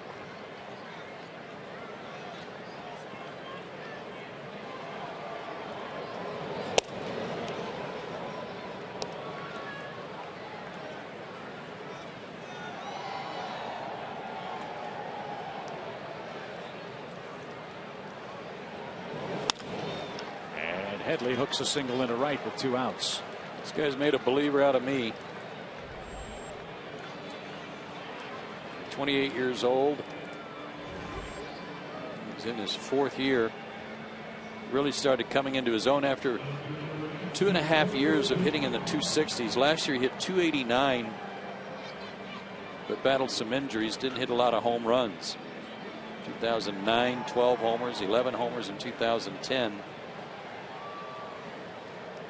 But 19 this year.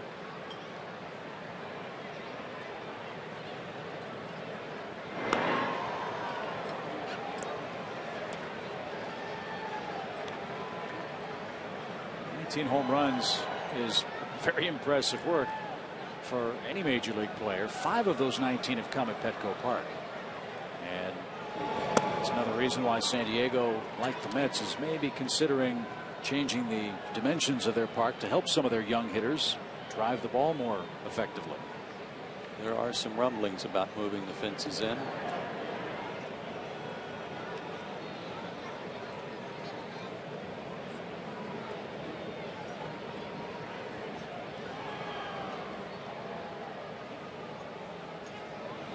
Ball, no strikes.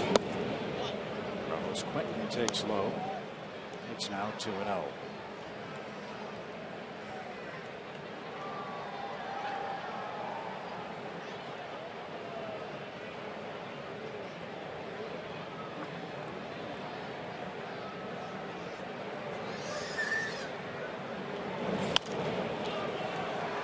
I was just looking at the dimensions of the ballpark again in San Diego, and really down the lines and straight away left and right, it's not that bad. I mean, right field, it's kind of a high wall, and it's 378 to approximately where the auxiliary scoreboard is in right field here at Turner Field. The problems, or the depths, are the deep gaps in left center and right center that are both over 400 feet that aren't even straight away center.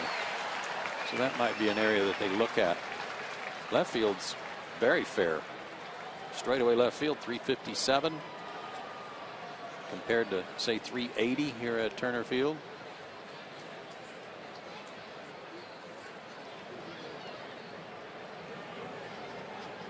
Two balls, 2 strikes to Carlos Quentin, and he had him off stride and induces a pop up. Giannis at short makes the play. Medlen's through 6 innings. He's blanking San Diego.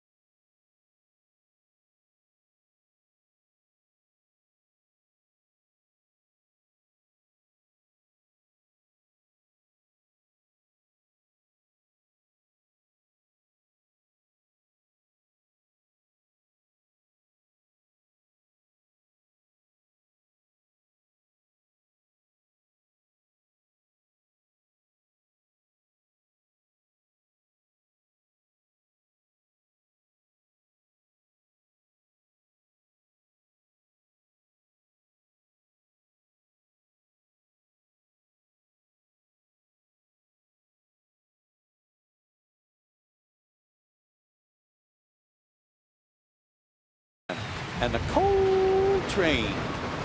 Home run number 2 tonight. Career hit number 2,700 for Chipper Jones. Second tonight off Jason Marquis. Freezes. Boy, look at that straight line of the front leg up through the right arm. Great point of contact out front on that fastball. Get out of here. That was the Coors Light Freeze Cam, brought to you by Frost Brewed Coors Light.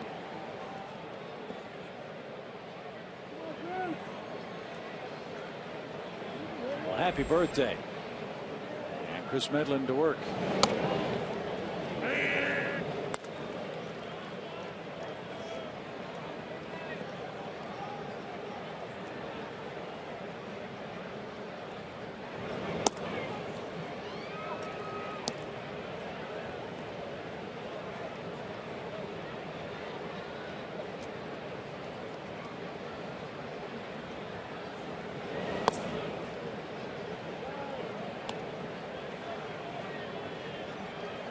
Chris's work kind of overshadowed by the offensive heroics of Chipper and Hayward tonight and others. Popped up to the left side. Headley is going to handle that. Third base, 1 out. But if you look at the scoreboard, he's throwing a 4-hit shutout. Braves are excited to bring legendary Southern rockers Leonard Skinner to Turner Field for a free post-game concert after the Saturday, September 1st game against the Phillies. We hope you'll join us by visiting Braves.com/tickets or call 800-745-3000. I'm really hoping that's a wig.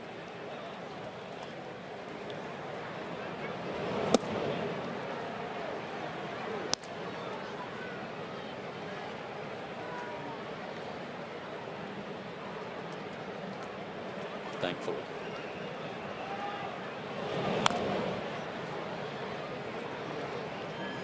No balls, 2 strikes.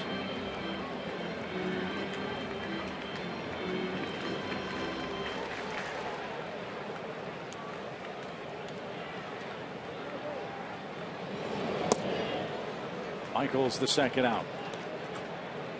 And he strikes out for the second time in the game. 2 away from Martin Prado. Couple of strikeouts for Michael tonight, but he led off the game with a double and scored a run, and it was his 10th run scored in his last 11 games. That's the second time this year that Michael's had a bit of a valley and then comes out of it gangbusters. He's also driven in 8 runs over that same 11-game stretch.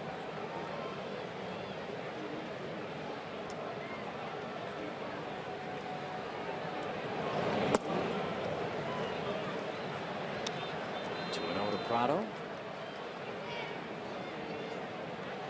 Martin has a 4-game hit streak working into play tonight.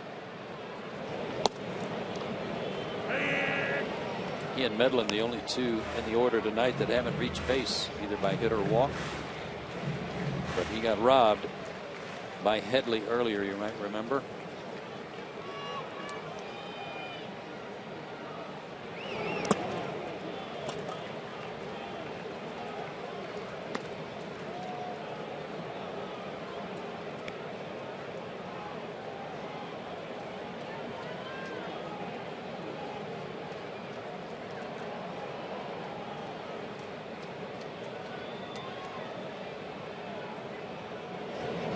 Oh, Martin almost got hit. Instead, he takes a walk.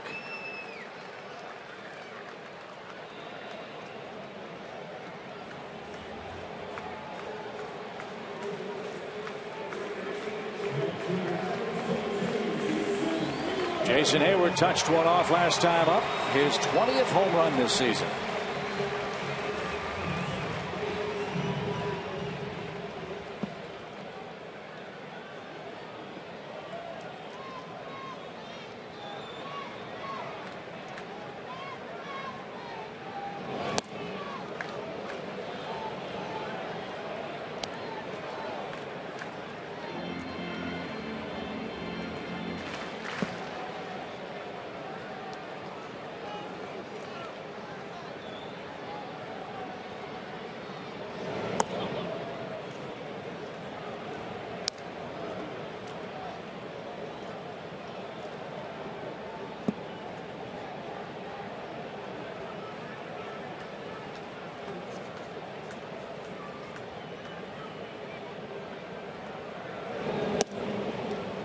That young pitcher for the Mets that we were so impressed with, Chip, Matt Harvey's dealing again tonight. He's got a shutout through 5 innings against the Reds. He's got a big arm, doesn't he? Yeah, he's going to be a good one.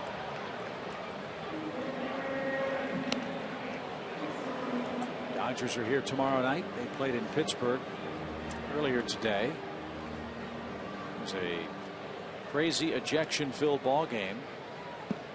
But the Pirates won it. A.J. Burnett picked up the win for Pittsburgh. He's had a remarkable season for the Pirates. And a ground ball creeps through the right side for Hayward. Martin Prado on his way to third. More 2-out magic for Atlanta. A 3-hit game for Jason. He's a triple away from the cycle, and guess who's coming to the plate? I've heard of this guy. Listen to the hand. Look at the fans.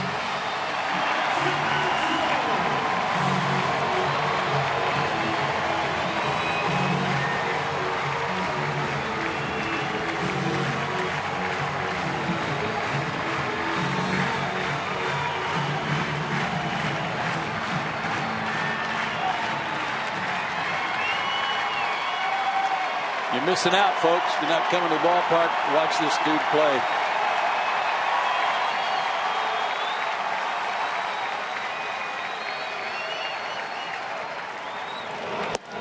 In case you wondered, Chipper does have a 3-homer game. It was 6 years ago, nearly to the day, August 14th, 2006 at Washington. I think the last one was an upper deck shot too at RFK.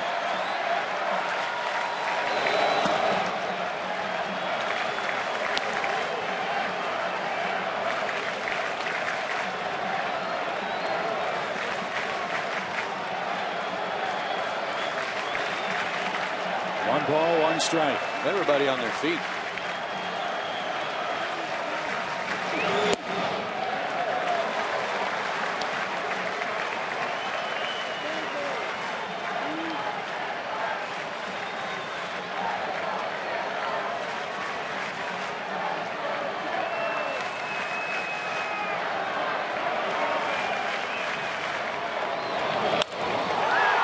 Drive to right field. This one is going to be caught by Will Venable. That ball was rising at the fence, and Venable tracked it down to retire the side. On we go to the 7th.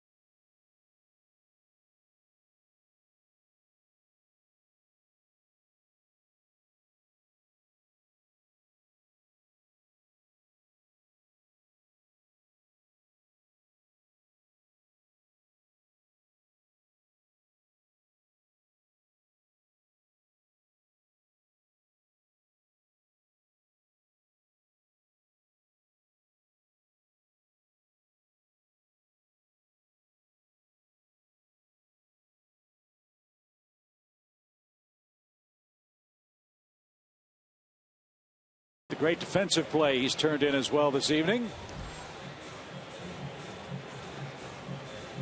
He tied and moved past Dave Winfield on the all-time homer list with 2 blasts in this game.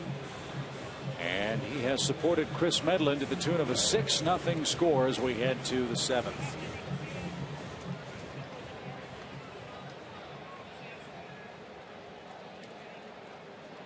Yonder Alonso, Will Venable, and Cameron Maben are coming up.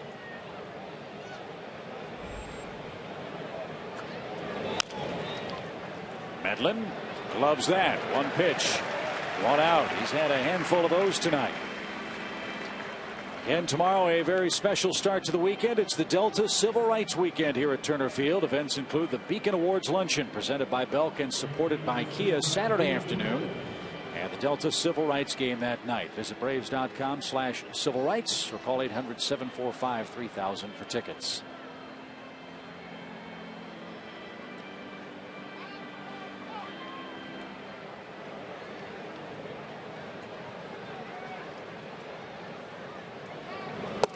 Another terrific night of throwing strikes for Chris Medlen. 72 pitches, 52 strikes.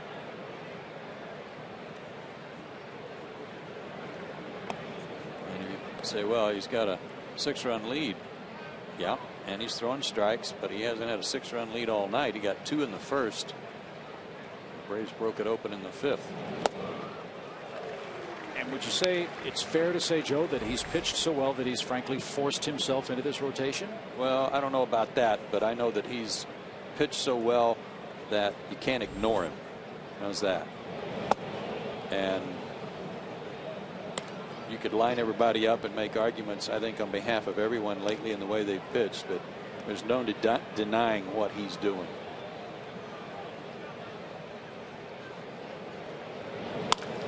Ground ball towards second. Uggla with a backhand. He'll take care of Venable for the second out. And he's been 18 out of 23 in first pitch strikes. So getting ahead and then pretty much dictating the at-bats. I don't know if it was Chris's game or maybe one other starting pitcher we talked about. Even with the big lead, you still got to pitch. You can't say, well, I'll just lay it in there. And he's done that. He's pitched. He's used all his pitches. And again tonight, all 3 are working. Fastball, curveball, changeup. No walks, right? And he had 1 walk in his last start against the Mets. And he came in with 5 1/3 innings of shutout innings worked against the Mets from his last start, and nothing allowed through 6 2/3 tonight. And he gloves another one. This one off the bat of Maben. Another easy inning. 7th inning stretch in Atlanta. Great night to be a Braves fan. It's a 6-0 score.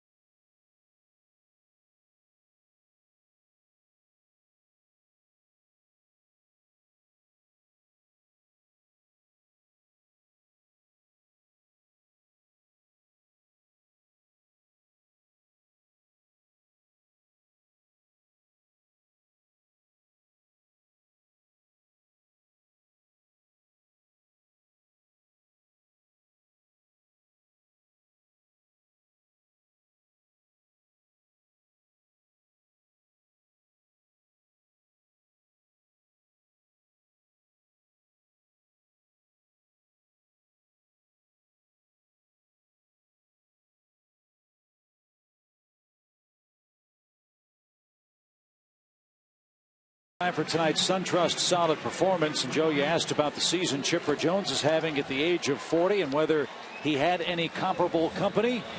There's your answer. Well, good work by Gretchen and the crew in the truck digging this up. Now, these are age 40 or later in baseball history. Players who had at least a 300 average, at least 10 homers, and at least 50 RBIs, which Chipper has all 3 of those working right now. Ted Williams, great year, 29 homers. Stan Musial at age 41, another terrific season and hit .330. Paul Molitor at age 40 for the Twins, mostly as a DH. 10 homers, 89 RBIs. Now Harold Baines has a Sox hat on, and he played most of his career with the Sox. That year, 1999, he spent most of the year actually with Baltimore and Cleveland. He's 40 years old that year. Terrific year, 103 RBIs. That's more than any of those guys. A sensational year for them. So Chipper's numbers: 300, 10 or more homers, 50 or more RBIs. Only 4 other guys before this season have done that beyond the age of 40. That's a solid performance. 3 more chances to see him on this homestand. The Dodgers are here tomorrow night.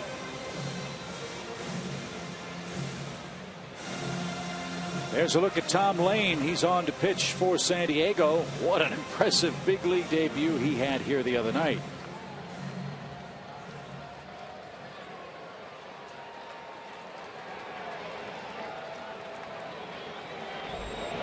That's right. He struck out the side in his first inning as a big league pitcher.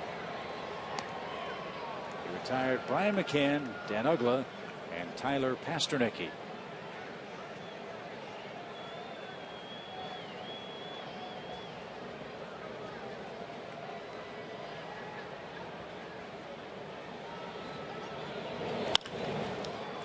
He won't strike out Freddie Freeman, but he'll get him out on a ground ball to first. 1 away.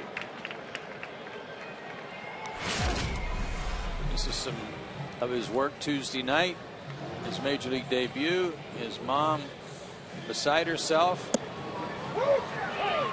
so thrilled watching his debut where he struck out the side.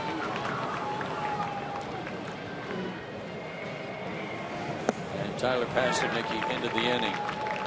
What a great thrill to Tom and the family, and of course they're back tonight. And you had the line of the night. We weren't sure if that was his family or not. You said, yep, that's a mom. There was no doubt about that.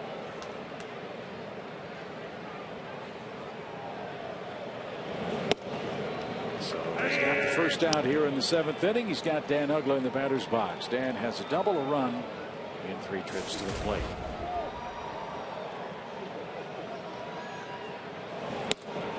There's something else that's pretty special about it, and that's the occasion. The fact that he made his debut, got called up. You don't know that he's going to get in the game. I mean, the family hustles to get here, to be here just in case he gets in the game, and he did, and pitched beautifully. And it's a 4-game series, and if they are from the proximity we think they are, maybe from North Carolina, and to have him get in another game. There's no guarantees he'll get in another game, but here he is.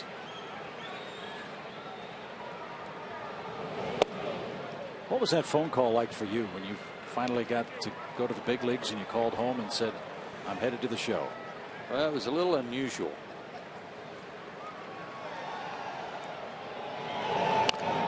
My dad wasn't home, but my mom was, and she had some company over, her cousin. And my mom started bawling. So he got on the phone and he goes, oh, your mom's crying. What happened? And I said, well, I got called up to the big leagues. And he knew I played for the Dodgers. And he said, really? And I said, yeah. And I'm going to San Francisco, which meant to meet the team. He goes, oh, well, they have a good team, too, don't they? Really? That was the conversation. As I put Mom on the phone. That's why you have such great experience in identifying a baseball mom. That's right. Right?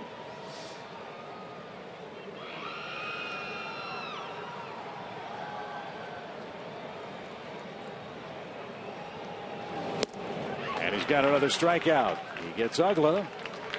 2 away in the 7th.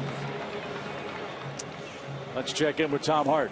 All right, guys, that's Tom Layne's mom, Debbie. They're from the suburbs of St. Louis, and they came down to see him. I talked to her in the 9th inning of that game when he struck out the side a couple of nights ago. I said, you looked really nervous. Have you ever been that nervous with your son on the mound before? She said, no. She said, I wasn't nervous for myself. I was nervous for him, and I thought he would be nervous. But in the end, I know he's confident enough that he can get the job done. She had tears in her eyes the entire time. It's not just her. His brother is along with him. His father is with them, and I think those are his future in-laws that she's sitting with. His fiance is also at the game throughout this entire series. So an emotional night when he struck out the side in his major league debut.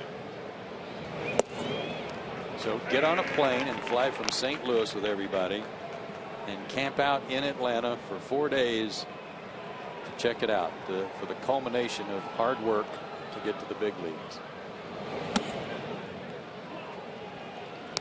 And he might have called his parents and said, I'm meeting the team in Atlanta, and they may have said, well, we like the Braves.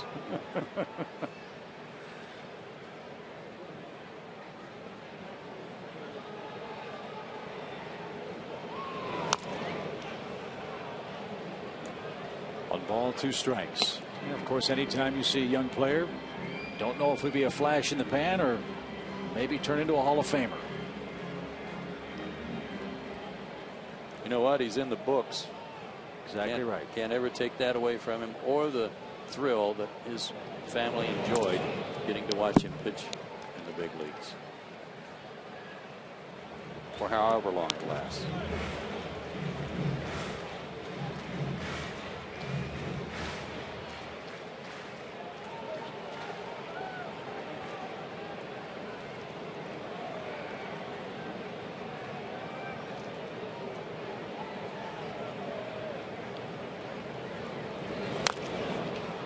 See how he could be really tough on lefties, though, with that dropping the arm down, running the ball in on him. He's throwing hard enough. That was 90. Hadn't had a lot of success this year in the minor leagues. Didn't we find that he was 0-10 at one stop? That ball's hammered down the right field line, foul. Well, Tim Hudson said when he was on a rehab stint, I don't think I could survive a ball.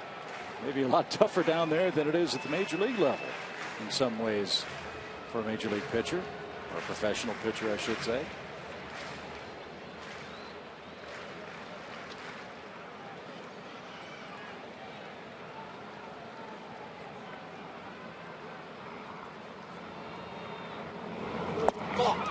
And he has thrown 2 perfect major league innings, and he's got 5 strikeouts. The career of Tom Layne off to a flying start, but the Braves are winning Game 4 tonight.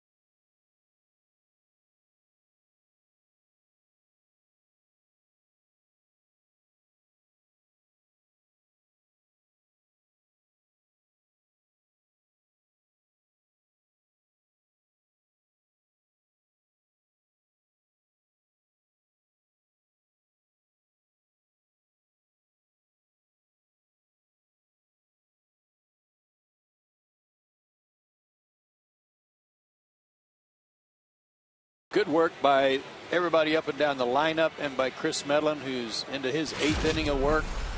But some long balls have been a part of it, and on bobblehead night for Chipper Jones, he's had himself quite a night. If he missed it, a home run in the first, and then in the 5th, Jason Hayward goes deep with 2 outs, his 20th of the year. But the inning wasn't over, and Chipper again. That's right. 2-home run night, his first one in 3 years, his 40th multi-homer game of his career. And later got robbed of an extra base hit on a line drive to right that would have driven in a couple. So John Baker starts off the 8th for San Diego. In case you wondered, the career high for Chris Medlen in innings pitched is 8. He did that in June of 2010 at Minnesota in interleague play. And he serves up a high fly ball to deep right, but that's playable for Hayward on the warning track. Baker's 0 for 3. One man down. You know that Chris Medlen's pitched a lot this year out of the bullpen. This is start number 4. So he's up to 78 1/3 innings. And as many strikes as he throws, as much as he's around the plate, he's given up 2 homers.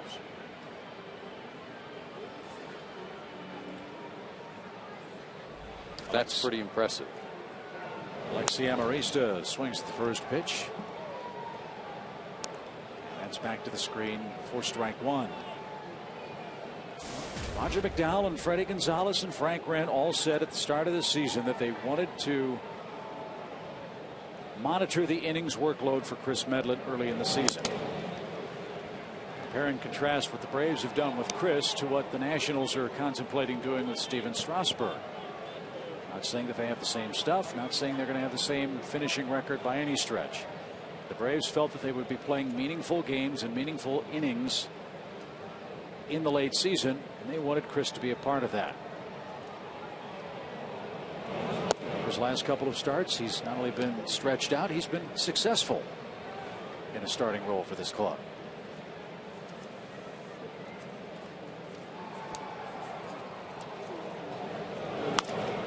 Ground ball towards second. Uggla for the second out. He's gone from 57 pitches in his first start. Next start 79. Last start at New York 88. He's at 85 right now. And he's 1 out away from equaling his career high in innings for a single game.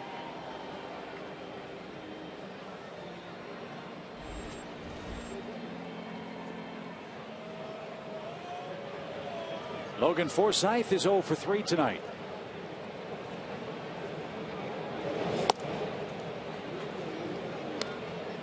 Another tip of the cap too on that stat work that we got for the 40 and over gang.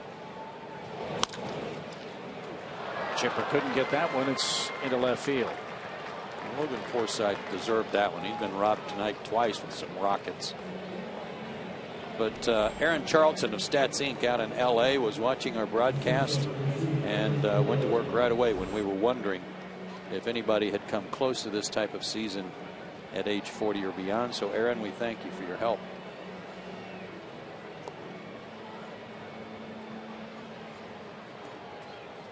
Here's Cabrera. He's been robbed a couple of times too and struck out once. Runner at first goes. Pitch fouled away for a strike. While we have a minute, hope our friend and colleague, our great audio man Jim Bootka's feeling better tonight. Jim's been under the weather for the last couple of days. Absolutely. Get better. Get well soon.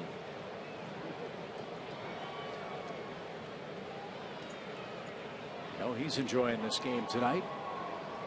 So again, the runner goes and it's taken low. Forsythe in at second base.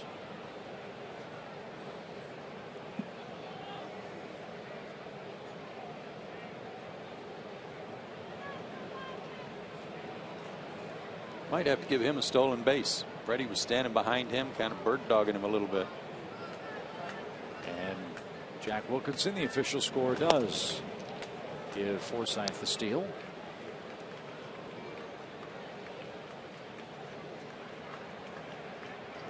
And now Cabrera back in the box with a 2-1 count. And Chris needs a quick out here, you know, to have a chance to finish it off and maybe go the distance, throw the shutout. Needs a quick out here so that he can be ready to get into the ninth if Freddie Gonzalez and Roger McDowell deem that a possibility.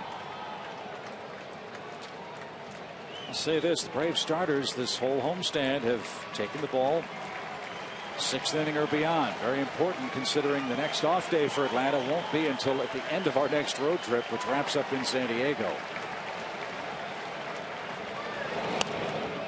Let's allow the bullpen to be rested. And now with the 6-man rotation starting tomorrow night, chance for the starters to get an extra day of rest over the next 2 weeks.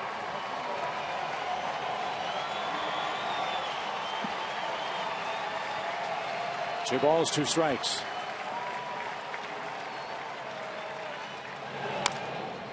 Ground ball to second. Uggla's got it. Medlen's gone 8 shutout innings at home against San Diego.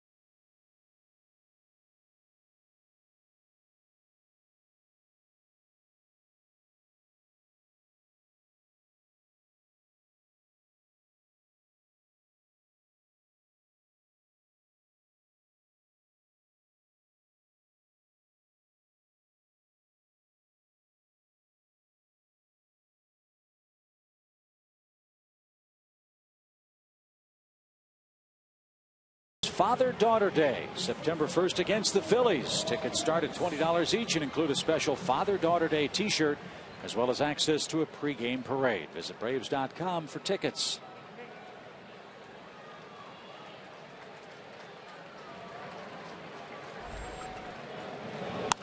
New pitcher on for the Padres. Corey Burns is the 4th pitcher to work for Bud Black tonight. He worked an inning last night, gave up a double to Juan Francisco, but also struck out a couple of guys. Nobody warming up in the Atlanta pen, and Medlen out to hit for himself.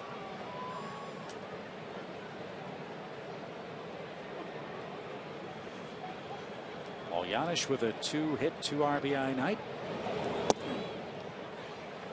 Takes high and tight, ball 2.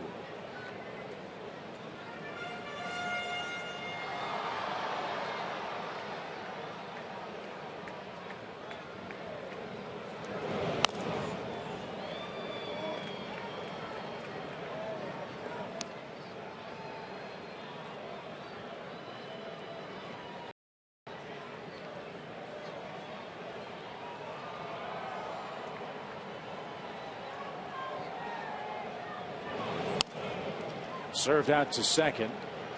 And Yanis is out number 1. Don't forget, after our game, we'll have Braves Live presented by AT&T. We'll hear from Freddy Gonzalez. We'll get sound from the locker room. And we'll enjoy all of tonight's highlights. This man's performance, one of the big highlights of this finale against San Diego. And listen to the hand for him.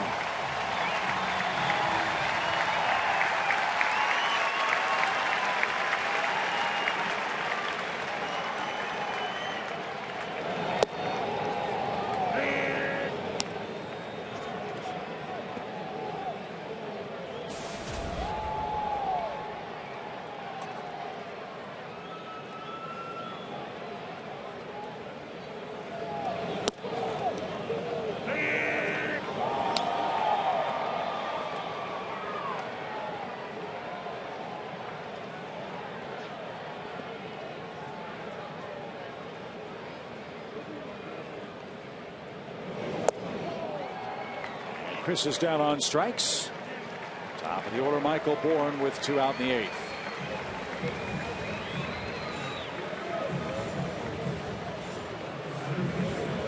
The Padres, barring a 9th inning rally, will really look forward to getting on that plane and flying across the coast tonight, huh? And opening up a series tomorrow night in San Diego against the Giants. We shouldn't float too much. We've got one of those coming up too. Well, I know, but they've just lost what we hope will be 3 in a row. And they get to go home and face Matt Cain.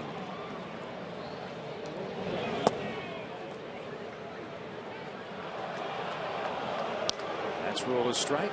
Michael wasn't sure about that. It's 0-2.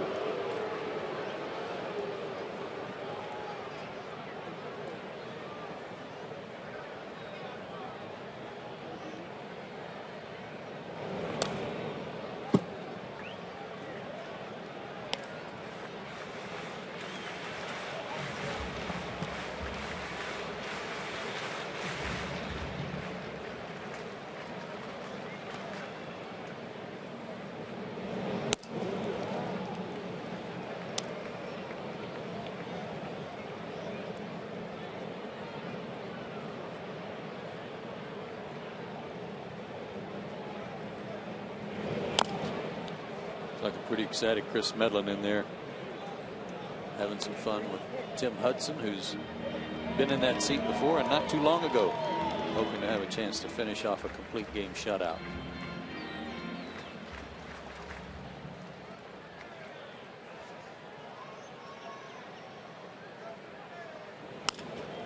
To the right side, and ball dropped by the pitcher at the bag.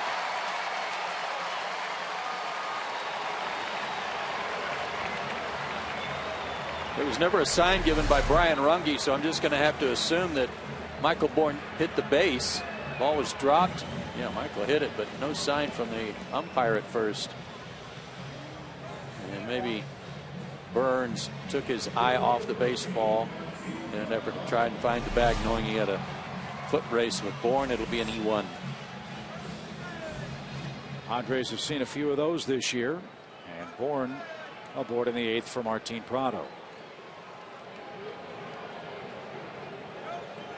Chance for Martin to extend his batting streak as he looks at a called strike.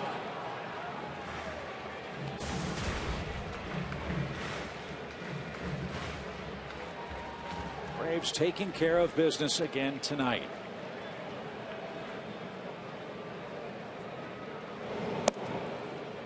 Great beauty of baseball is any team can beat another on any given day. And yes, the Padres have a losing record. The Braves have it past them, with the Dodgers coming in next. 3 outs away from taking 3 of 4 in this series and earning their 23rd win since the All-Star break.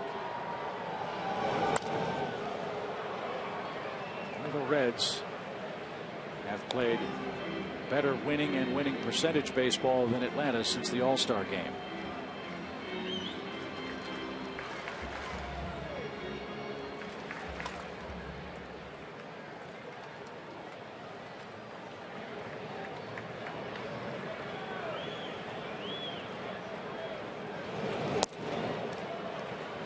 Like to see Martin get on and give Jason a chance to hit a triple and hit for the cycle.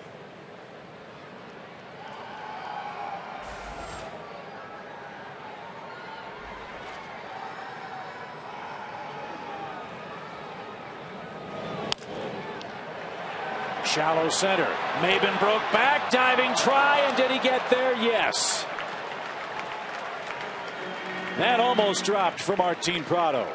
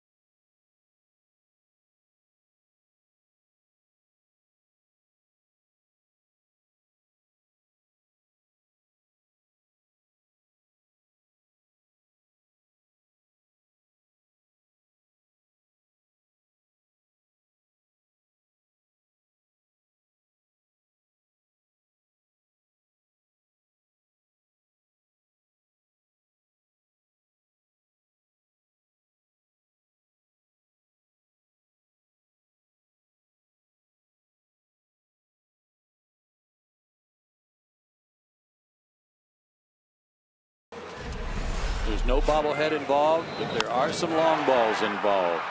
First inning, 2-run shot by Chipper to get the night rolling on his bobblehead night. And then in the 5th, off Jason Marquis, goes back-to-back with Jason Hayward. This one to dead center. Home runs number 11 and 12. He's up to 53 RBIs in that home run. The second one, his 2,700th career hit. So Chris will try to go the distance here in the 9th inning. He faces Headley, Quinton, and Alonso. Chase Headley, 2 singles in 3 trips.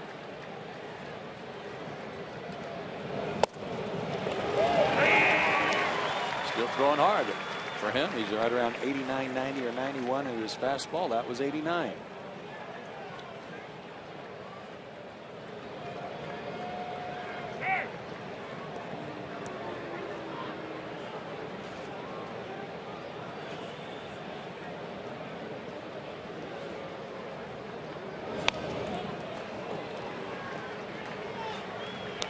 Thought he might sneak a fastball by him again and couldn't. Caught him looking back in the 3rd inning.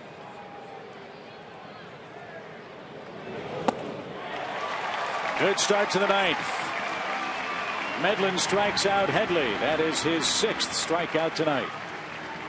Only 2 pitchers in baseball this year have thrown a complete game and recorded a save. Those pitchers are Jerome Williams of the Los Angeles Angels and Derek Lowe, who's now with the Yankees. He got a save the other night for New York with about 4 innings of relief work. Carlos Quinton hits a towering fly ball foul. Strike 1. Well, if Chris can go the distance and finish off the shutout, he'd be the 4th different Brave with a complete game shutout this year. And that's the most for a Braves club since 1998. They had 6 players throw a complete game shutout that season. No kidding. 6 different men. Wow.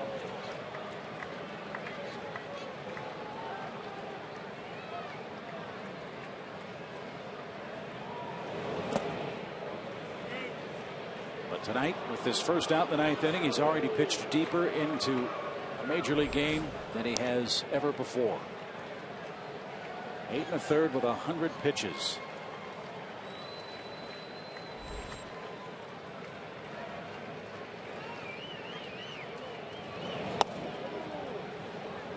Coming into this inning, though, the Braves have really put the clamps on the Padres offense. After San Diego won the first game 4-1. Left side, Yadish sliding stop. Slow ball play. Woo.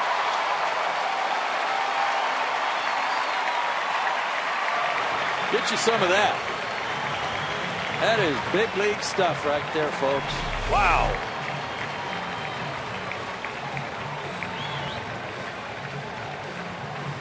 And quickly to his feet, almost like a pop-up slide and an accurate throw again. He has been something else. 1 run on 16 hits in the last 26 2/3 innings by the Padres. And they're 0 for 17 with runners in scoring position since the 6th inning Monday night. Everybody on their feet for Chris Medlen and the Braves tonight.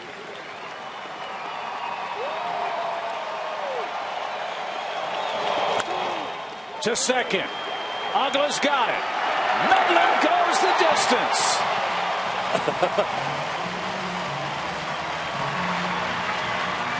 And Freddie Freeman, that was a crack up. Freddie Freeman tossed him the ball and ran away from him.